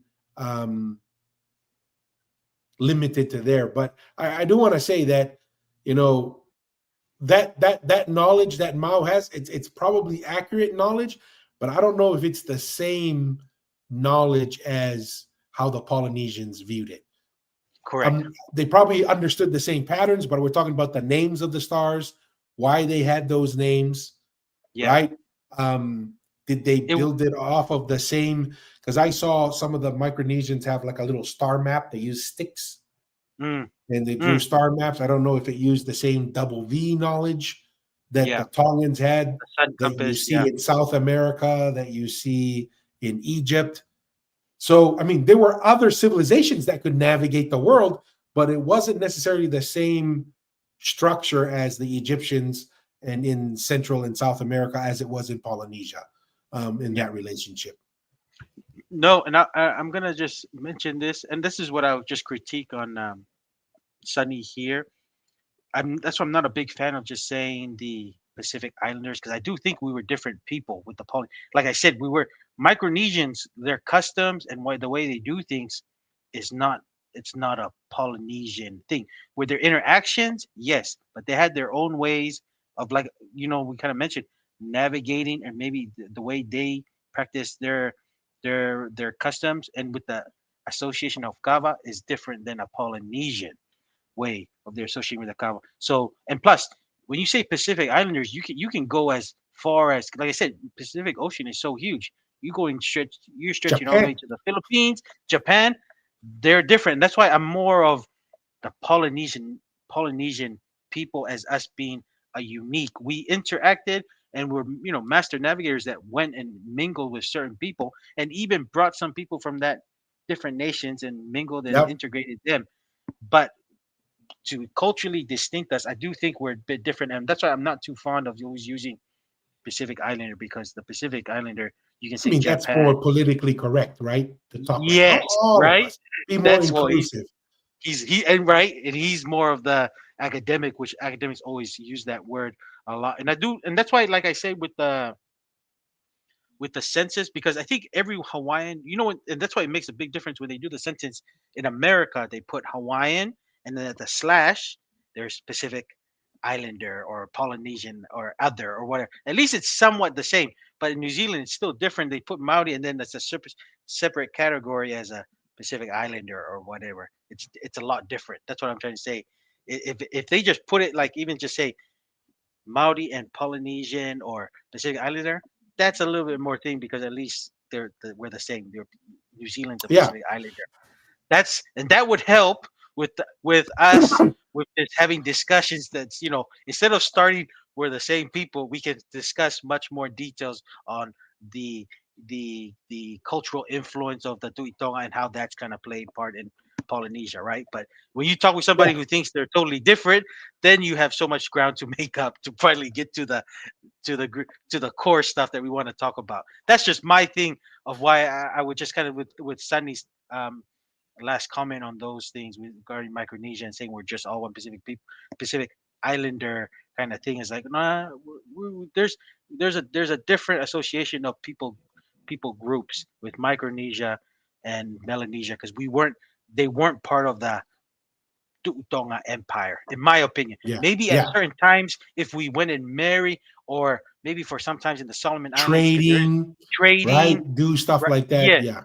yes, maybe at that time, but I don't think I think we're totally culturally and even custom and our customs are just different. Just of, and I'm using my example of how we perceive of associating with the kava. But And that's all. that's what I was going to dig into, Masi. That is why I believe the Kava ceremony was so, it was the unique identifier, which is what we Yes, said in that video, right? If you show up at an island and you say, I'm from Tonga, I'm representing the Tui Tonga, and if those people set up a Kava ceremony to receive you, you start yes, to, oh, these are our people, yes, right? They understand. But if I showed up and they didn't know what kava was, they didn't yeah, know how to structure the kava ceremony to properly receive, then you could say, oh, these are not our people. We're probably mm, either going to have to trade or let's be more cautious because we might have to defend ourselves. Who knows what, yeah. right? But yeah, to me, that's where we bring in that kava ceremony because that's a huge That's a, differentiator. that's how you know you're a You're Polynesian. Polynesian. Yes. Yeah.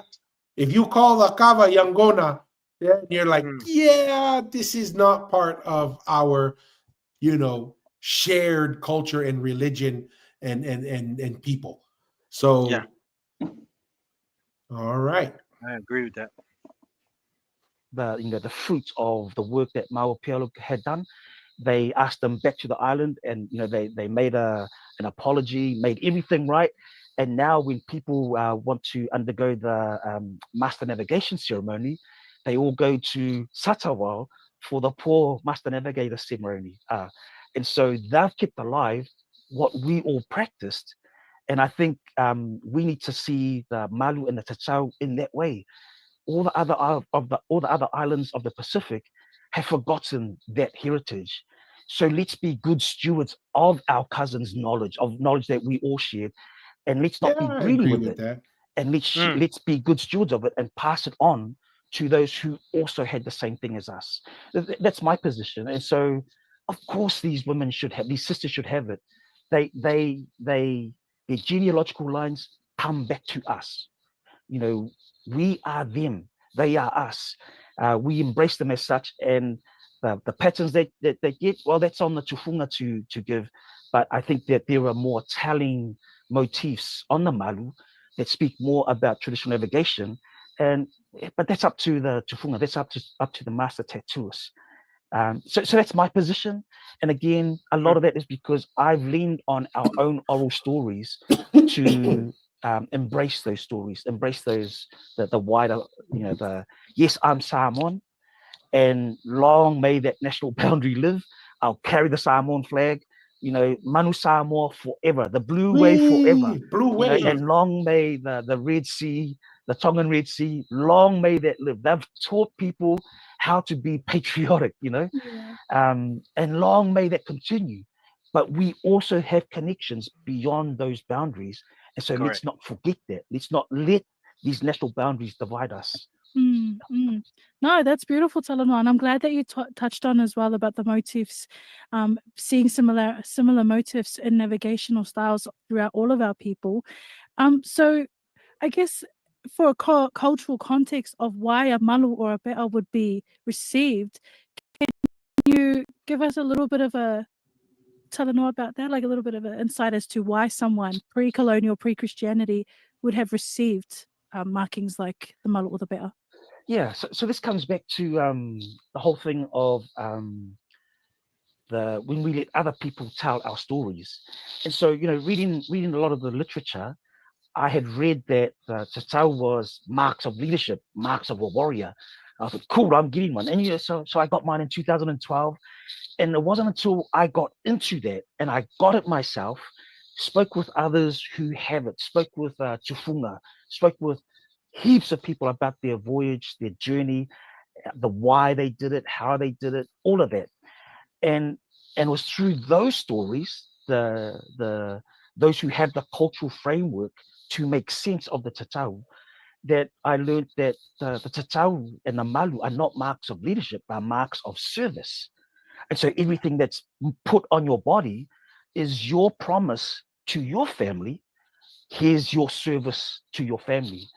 And so traditionally, if you got a tatau, you are saying to your family, anything the family wants, I'm the first in line. I'm the one that does this. I'm the one that does that. The marks of service.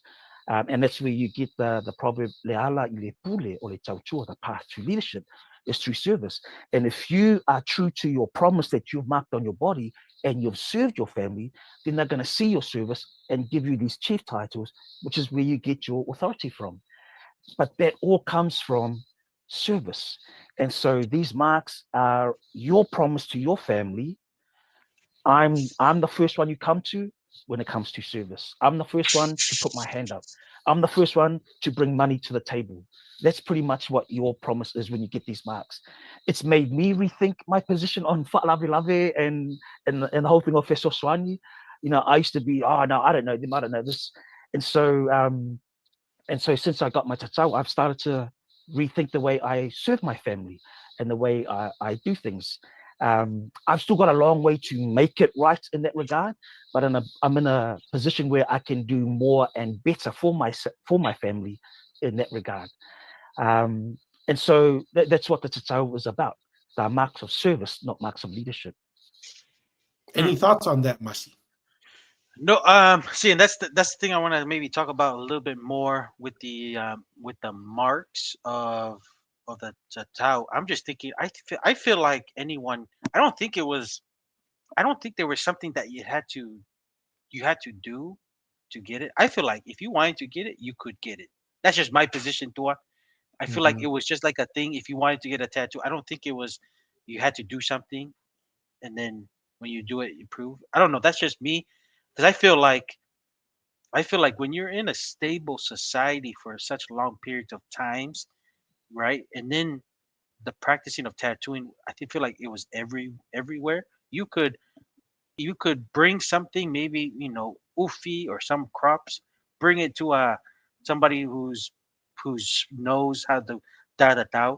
You give it to them, and it's almost like you will get it. I feel like that's how it was back then to how it is now. You get some money, you have some money to give to a tatao, and you can You get get it. it. You're right. Like we can talk about the nuances of you don't want certain people to touch you. That's different. But I'm just saying, you can get somebody further relatives to do it for you because you want one.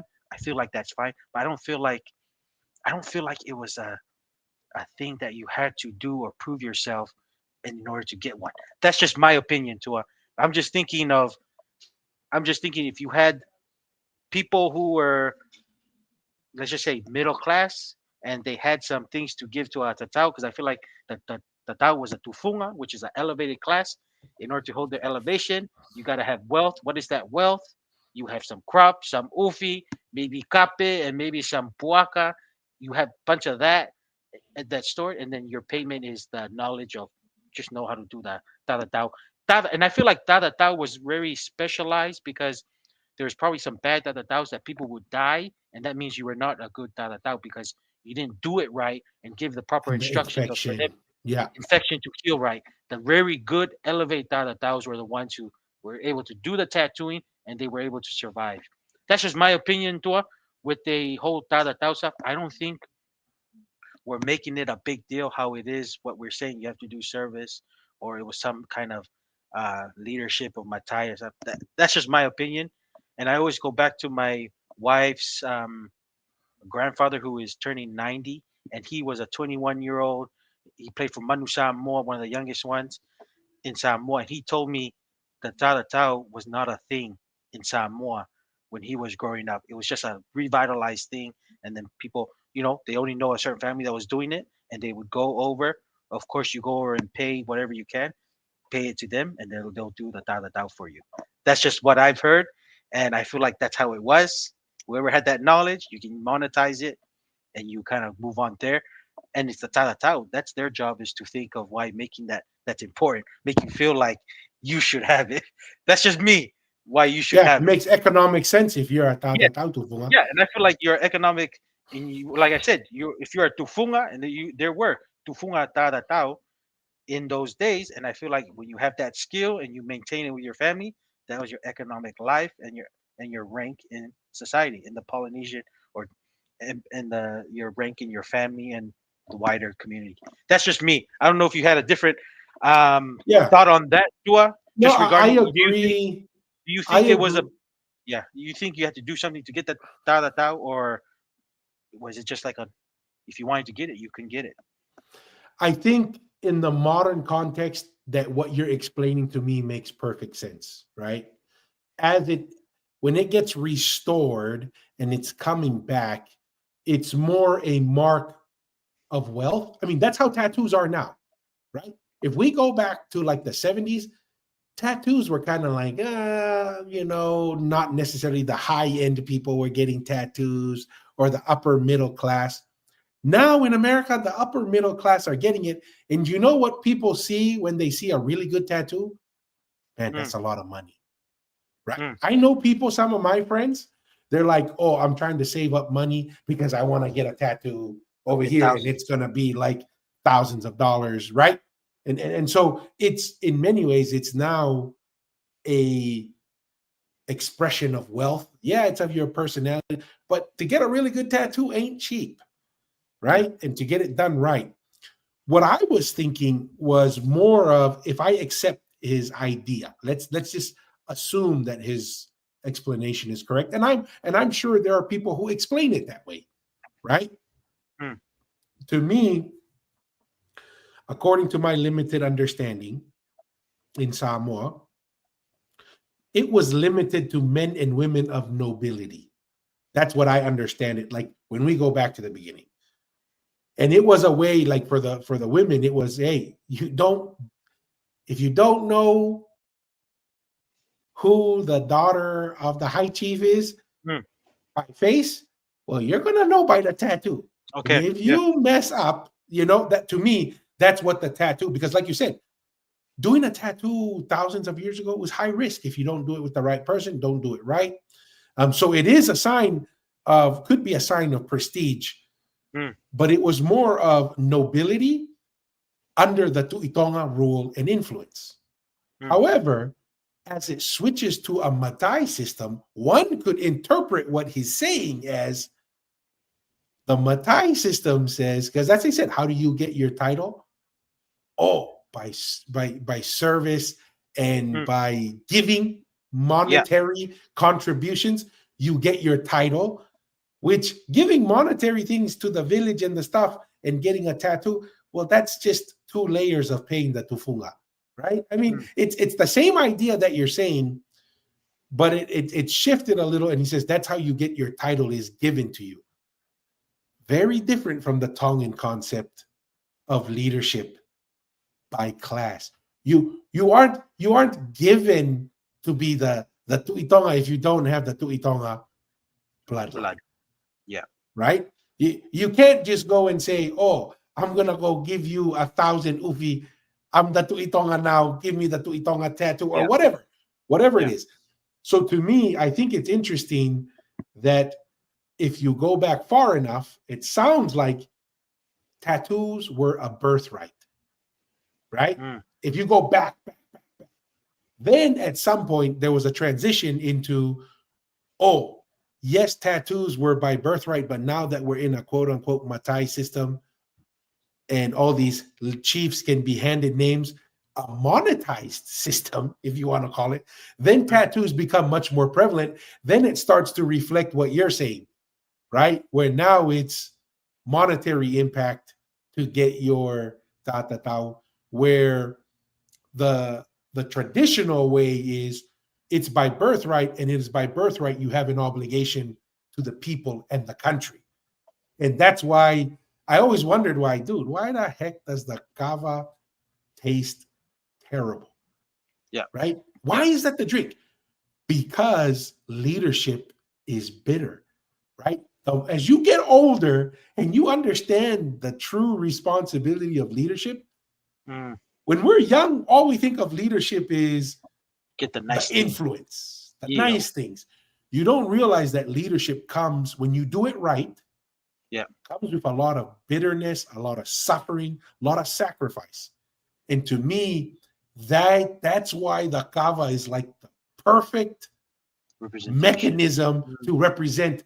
When they sit in the tamafa kava and they hand the kava, they say, this is the land Yeah. that we're giving to you in this title. And yes, it's given to you by birthright, but that doesn't mean you don't have an obligation to serve the people.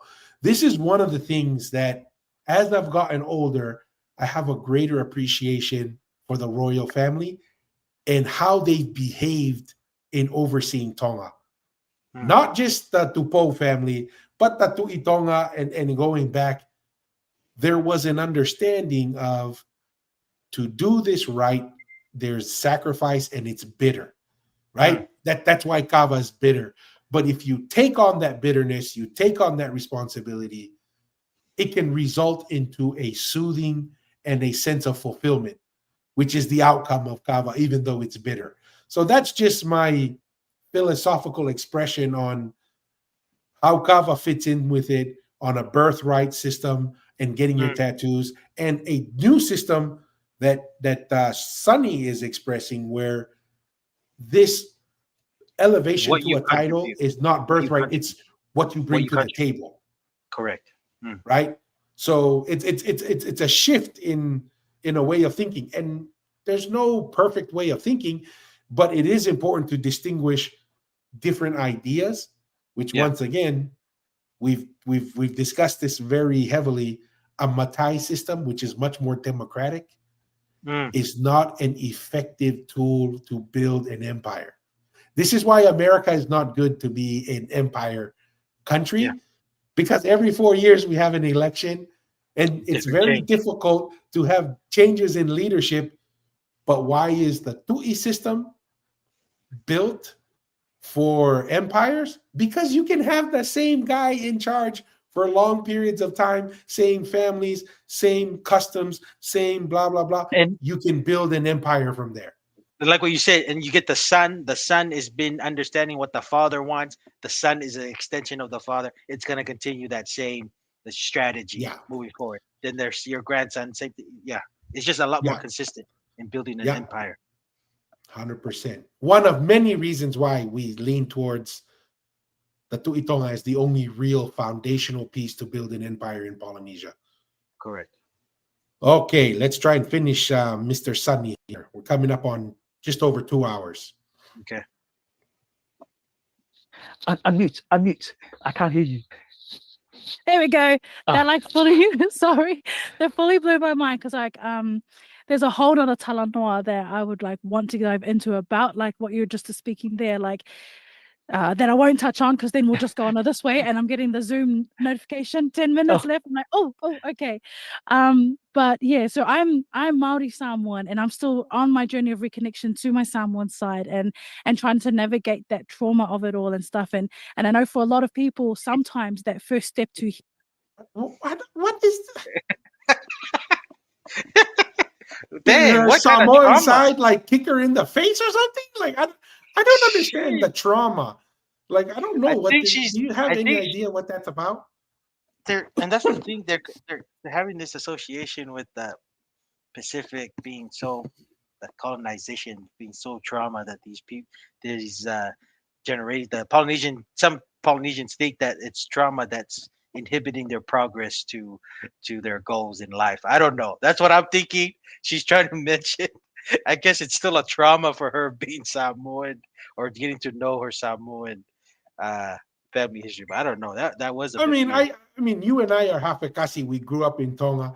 Yeah. I got picked on all the time for being, palangi loi. Yeah. You go on a rugby game in Tonga, and the first person, every opponent goes, They want to test you. Never did I feel traumatized from that. I didn't like it. It actually made me okay, I got something to prove now. Yeah. But I don't understand, and I think this is one of my beefs with the academia. Okay, first they're the ones who come and say we're stupid, and then now they come and say you're a victim.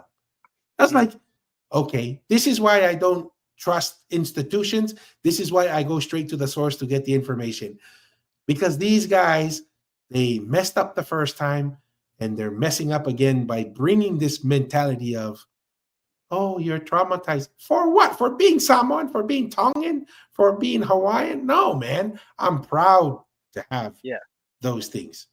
You Yeah. know, so I don't know. It's I don't know. I That was had to stop. interesting. I know we just Yeah, that started, was but I was like, we're getting back into this, and she's like, I'm just trying to get over my trauma, still trying to get to sister. know my Maori and Samoan side and dealing with the trauma. That was very interesting sentence she brought up. Okay, Shit. we'll go back now. That just came out of nowhere. Mm. healing is receiving a tatsau. And do you think that this would be a correct way to make those first steps, or is there more internal work that you need to do first before committing to, something like that? It's like something like receiving a tatsau. Okay, I want to hear your thoughts on this, Mussy, because we've had this discussion, right? Yeah. They're making the tattoo sound like it is the pinnacle of the Yes. culture, right? Like Yeah.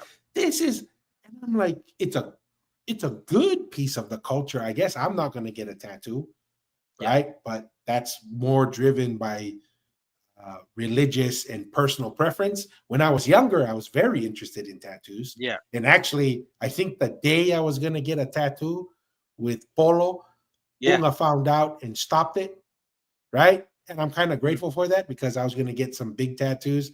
And I'm glad I didn't do that because right now I'm like, if I had it, would I be ashamed of it? No. But I'm like, it's better not to have it anyway. But Mm. where did this idea come from that I need to prepare myself for a tattoo? I need to get over my trauma. I need to reconnect. The only way I can reconnect with my Polynesian side is to get a tattoo. I I'm know. like, I don't know. Yeah. This is kind of strange to me because to me, that's kind of really dumbing down the value Yeah. of our ancestors. And if I had a choice of keeping tattoos and being an independent nation and maintaining a Yeah. active civilization and leadership for thousands of years, in a heartbeat, I would sacrifice the Hands down. tattoo. Yeah. But just kind of Yeah. want to get your thoughts on that because Yeah. We kind of this is touched on kind of it earlier. strange Yeah. mentality. But yeah, kind of give your thoughts on that, Masi. Well, see, too, I'm just thinking, right? Let's just say we had no. Let's just say we're in the. Where's the high, kind of the peak of the Tuitonga Empire? 1300s, 1200. Was it a thing for us to worry about our culture kind of things? We had to get a tatatao, right? I don't think so. I feel like we're walking around the village, we're at peace, we're under the Tuitonga Empire. And let's just say I'm a young 21-year-old male, or let's just say you're a young woman. You're like, you're a very productive society, and let's just say you have some stuff that you can give away, and maybe you want to get a tattoo. I feel like you just go to the Tufunga's house, ask, and say, "Can I get one? You're very good. I do like that style. I do like it." And then the Tufunga says, "You know what? I know your family. You guys are important to society. Of course, you're gonna give me some stuff too, so I can do it." And then that's it. I don't feel like it was right. And that's the thing. That's part of evolution. With the whole colonization, people feel lost, right? People feel lost, and for them to feel like they want to be close, like this young lady is saying, she's still trying to discover her Samoanness or Maori and stuff. In order for her to feel like, or on that journey to discovery, she feels like she probably needs to get like some sort of tattoo or some other male to feel the same way, right? And then they make it as the pinnacle, and they feel like they've gotten there. When we know when you don't know the real Fa'alawe Lawe, the Kavenga, and not only just those two things, and also just keeping up family relationship, that's a lot of work. Like we're talking about you taking time to go to families you haven't seen, let's just say for many years, and then trying to integrate and get to know them. That takes multiple trips and maintaining that. That's already a lot of work. That's a lot more difficult. And then preparing yourself to feel like if you get a tattoo and you getting that, and then you feel like your work is done. There's nothing else you really need to do or anything. To me, keeping up family relationships and multiple. If you're a Polynesian, you have multiple families that you need to keep relationship with, and then not only that, then attend to certain family get-togethers or events that they need the family's help to achieve a certain goal or a certain target that the family thinks are important. You need to attend. That takes a lot of work, and that's a continuing basis, and pretty much until you drop dead. And then when you get to old, then you're more of, when you get to a position like you're 70 years old, then it's your job is to direct your descendants to continue doing what you've been doing when you were young. You know what I mean, Tua? So that's why I No, say that's, that's a 100%. much that's a much more difficult thing than just getting a trying your doing this journey to figure out your identity and as a Samoan, you feel like getting your tattoo is you feel like you've achieved that. But it's like if you feel like that you're gonna do it, then okay, I'm not gonna take that away from you. But if that's what you perceive that's important, then that's an individual thing. But it's a lot deeper than that. But that's No, just me too. 100%. No, 100% agree. And this is where it comes back to why it's important to understand, to say it a million times, we were a Polynesian nation, Tonga as the capital, and understanding how that structure was, understanding the big picture will play a big part in understanding how you can navigate yourself as a Polynesian. Because it goes back to what you were saying, Masi. From all indications, what held the Polynesian culture and empire, whatever you want to call it, were two things: religion and family. That is like the deepest level glue that held our ancestors together, right? Your ability to recognize a higher being and a faith-based mentality. And I don't want to hear anybody saying, "Oh, I don't believe in God." Everyone has a God, right? You can't avoid it. If God is whatever your number one thing is, if your number one thing is being a rugby star, well, that's your God. If your number one thing is getting popularity, well, that's your God.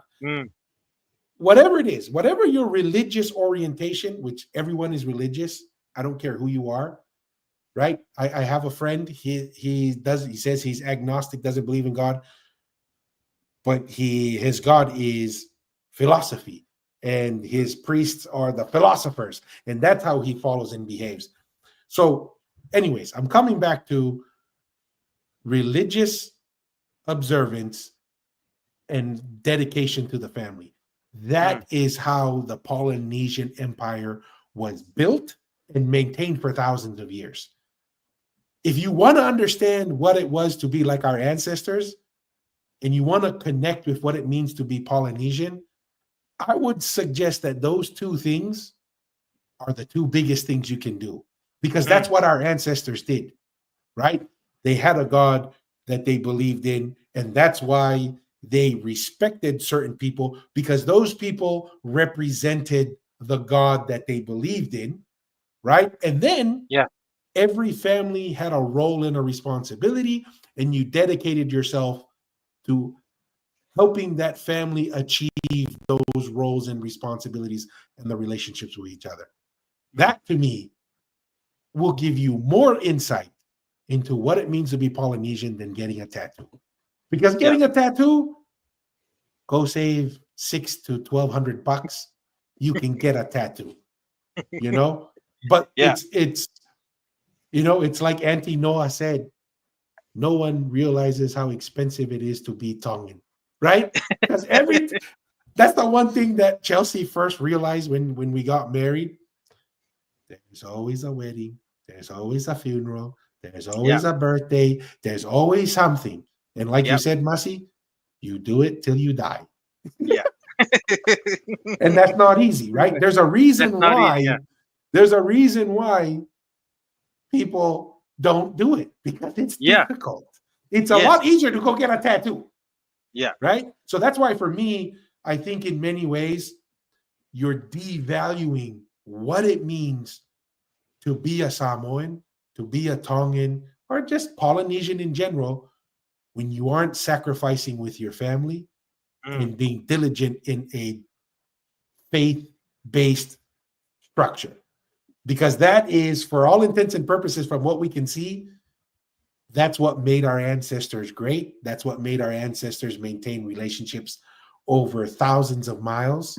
And that's what makes us unique to the world today. What are Polynesians known for? Faith and family. Even today, that's like you go watch any major documentary on a Polynesian, 99% of the time, they're going to say faith is important to them, family is important to them. And why? Because that's what's in our DNA. Our ancestors have been doing that for thousands and thousands of years. And that's why we have that we have that tendency, right? Mm. That comes a little more natural to us. So I wanted to stop there because I just felt like, man, you're kind of undervaluing Agree. the Polynesian contribution by saying, how do I prepare myself for a tattoo? I don't know. Yeah. No, I Anything agree. else No, I to add agree. to that, Mussy? No, and it's something that we're probably gonna keep discussing because our Polynesian people are definitely living overseas. So I feel like this is a topic that's gonna we're gonna keep Coming back discussing to. about coming back to. So yeah, that's about Yeah, it. and I want to reiterate what you said, Mussy. We're not trying to say tattoos are evil. No, if that's something that's important to you, Yeah, that's fine. But let's put it in perspective, right? yeah, That's a small piece of what it means to be Polynesian.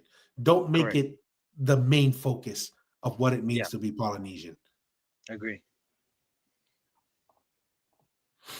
Um, there's a there's a lot in what you've asked, but let me just answer it this way. So the tatau is your marks of service to your family, Okay. and so when you are looking for whose permission to get, the only people's permission you need is your parents or the elders of your family. You know, if you don't have parents, the elders of your family, because your service is to them, no one else. So if somebody from another part of the world is challenging, well, who are you to get to tell? It's none of their business because your service is not to that person. Your service is to your family. If your family say yes, no one else's opinion matters. Whether you speak the language, whether you know how to make the foods, or um, none of that matters. In fact, one of the ones that talks a lot of Seems like you might have something to add to Yeah. that, Well, Mussy. well, well. Tua, this is just me, just thinking, just on that this time. You need to ask the family because your family needs to gather the resources to pay the tupunga. Okay. If you can't, won't be able to do it yourself, this is just me. Tua. I'm just thinking, just right off the cuff, right here. You go and ask your family because unless you have all the money, if you're a young single adult, you don't have the financial resources or the resources to do it now, you go and ask the elders and your parents because they will have the resources to help you to pay that tufunga because it's not cheap. But that's just me. I'm just thinking off the cuff, and that's why I kind of laughed a little You were bit. But that's laughing. just me. All right, all right. That's fair. That's fair. about that, well, not a lot, but he says a little that says a lot, is in the book of Chauchua by the late Tofayono Tanvasa. And he, in his book of Chauchua, he's saying the whole What's tautua? Does that sound Tautua, familiar? Is that a that's like Samoan word? Tautua, like service. Yeah, it's like Okay. somebody faifatongia or So tama kautua. Basically, it sounds like you say kautua, like mm, the mm, people workers. yeah. Hmm. Okay. whole thing, "Tā mua mole ngutu," first tattoo your mouth, is not a traditional saying. It's a very recent saying invented by those who don't live in Samoa. Because in the old days, why would you say such a thing? Because everybody spoke Samoan. Before the days of colonization, there was no other language. So the concept of "Tā mua mole ngutu" didn't exist back then.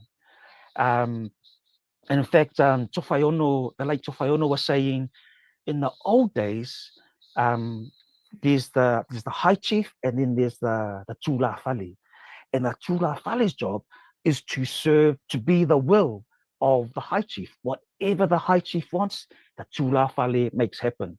He wants food, the tula fale makes the food. He wants a wife, the tula fale goes to look for a wife. But there are certain villages where certain titles, only the songaimiti, the person that has a tatau, only they can serve the sa'o. And so that's where you get this opportunity where if you have a tatau, you get the opportunity to learn. Then you know how your oratory, what words to speak. And so this is where Hmm. Tofayono was saying in the old days, "Tā mua mua le tino, o ngā maua role awano e hao mea whaksamo, o ngā maua role poto le mutu." First tattoo your body, then you get the opportunities to sit and learn with the knowledge holders, then your mouth will know what to speak. And so again, this is not something I invented. So first pay your dues, Mm, and then you get access to the professor for knowledge. yeah. No, and that's what I'm thinking too. Like I'm just thinking like because it's very well documented that it was a lot of people in just regular Tongan society had tattoos, and I'm just thinking, if let's just say if you're a good warrior, but like you didn't have the resources, but you're well known on, I don't know, you clubbed. Let's just say you took over a Palangi ship and you clubbed most of that ship in that Palangi ship, and let's just say people recognize, dude, you're good. You need to get a taratao, and we'll pay for it. And it's like, dude, oh, Yeah. might as well. You know what I mean? To it. That's why I feel like. I feel like Yeah, that's it's how it very was. feasible. I Here's feel a like it was a very normal, regular thing. yeah. I mean, Think it was. I don't think it was a big elevated thing. I don't know. That's just me, Tua. I don't I'm know. not familiar with what it was in Ha'amoa, but in Tonga, from a lot of the journals and the accounts, it was a very common thing. Yes. Very Yeah. common. Like almost every male, or at least a warrior male, had it, right? Yeah. And to the point where if you didn't have it and you were a male, people made Yeah. fun of you. Here's a funny comment here. I'm sorry, guys, that been getting carried away with the thing, but the T style says, where he says the Tula Fale gets Yeah. everything. Says the high chief wants a baby, the Tula Fale goes and gets it. Hey, T style, which village in Tongatapu this Tula Fale live at? Maria. Oh, That's funny. money. All right. Let's get through this. We got a couple more minutes. The Here. late Tofayono Yeah. wrote about this in his book on Tauchua. And it was such a small, I think it was half a page that he wrote about that. Whoa, but the stuff that meant was, you could write another book on that. And so Tamo Mure Ngutu is not a traditional Samoan saying. It's a saying, and it looks like invented by those who live outside of Samoa. And I know definitely in my parents' generation, probably invented by them to stop us, our generation, from getting what they were banned from getting.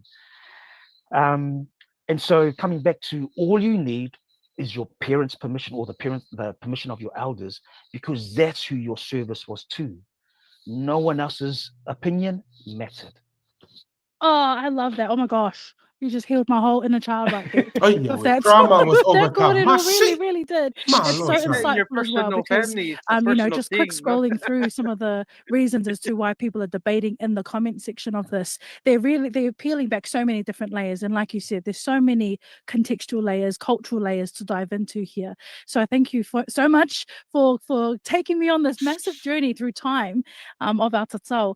And my final question is, she mentioned in her post that she's not trying to revive the Tongan stylistic way of this tatau, but what would that, even that word revival, like, and you were touching on it before, like how do you see more of our Pacific people reclaiming or stepping back into these traditional tatau markings of ours? It's because of the national boundaries we now have, that we think we're, Niue, Samoan, Tongan, Cook Island, because we think we are those national boundaries. I mean, you've seen some of the opinions. We're hardcore on these national boundaries, but I think as a people, as different peoples, we need to soften that. And I think once we soften that, once we are embracing that they are me, I am them, once we embrace one another in that regard, then I think a real conversation can happen as to what is a traditional one, what are some of the more modern takes of a traditional one. In Samoa, we have this proverb, change the practice, but keep the foundation. And so if we're going to keep the foundation of the malu, what patterns can change? What patterns are more, when I was getting my tatau, one of the conversations I had with my chufunga, Sumuape Alaiva'a, he said that the everything on the tatau, everything on the traditional tatau, is to do with traditional navigation. And then one of the other chufunga li'ai whaiva imo said, that's true, but also we are an evolving people. And so some of the motifs we have now are more land-based motifs, land insects and stuff like that. And so as the practice of tatau is, starting to be restored, they're starting to invent newer motifs for a more modern context. And so I think, as we embrace each other, as we become less divisive and more embracing, there can be better conversation about what that could look like, and more maybe agreements or even conversations around what are the patterns, what are the patterns that keep, and what are the structures that keep, and what are the structures that can evolve and adapt and change. But I think that's best had in a more kind and embracing environment, much more kinder than it currently is. But I think the more we bring some of these old stories together, and hear and learn from one another, I think the more we're going to see how much connects us compared to the very little that disconnects us. And it's through that colonial Western lens that there's a lot of division. And I think when we get past that division, we see, oh, they are my brothers, they are my sisters, they are me, I am them. Hey. Oh man, I love that so much. I don't know when it's going to cut me off, but I'll thank you so much for Talanoa, and I will email Israel thanking you for. Malia, I think that's pretty much the end of it. Any closing thoughts, Masi? Just that last bit he kind of mentioned with the whole Tao stuff. I'm just thinking like how, and I feel I'm agreement with him on that the Tao kind of really started with the constellation, right? Because that's like the founding thing. I'm thinking like, whoever, like, you come with a group of people, go to a new island or discovered a new island, you get there, the Tao, you come with someone who's good at Tao, the Tao's a Maui, whoever has the Maui title, and it's like all these motifs of the constellation of the stars, right? And obviously over time it's changed to like, birds or native Fish, plants, yeah. fish, right? But I do feel like that was, and that was a thing, right? You get to certain places, and like you get to a new island, and you know discover a new island, somebody's good at Tao, and you're kind of just free and stuff. It's like, yeah, can you do it? Obviously you're a high status of being, the Maui title holder. You can get that tattoo from the tufunga. But yeah, I'm just thinking, like I mentioned before, I do feel like back in the days, tattoo was just a normal thing if you wanted to get it and you had the resources, because the tufungas are not.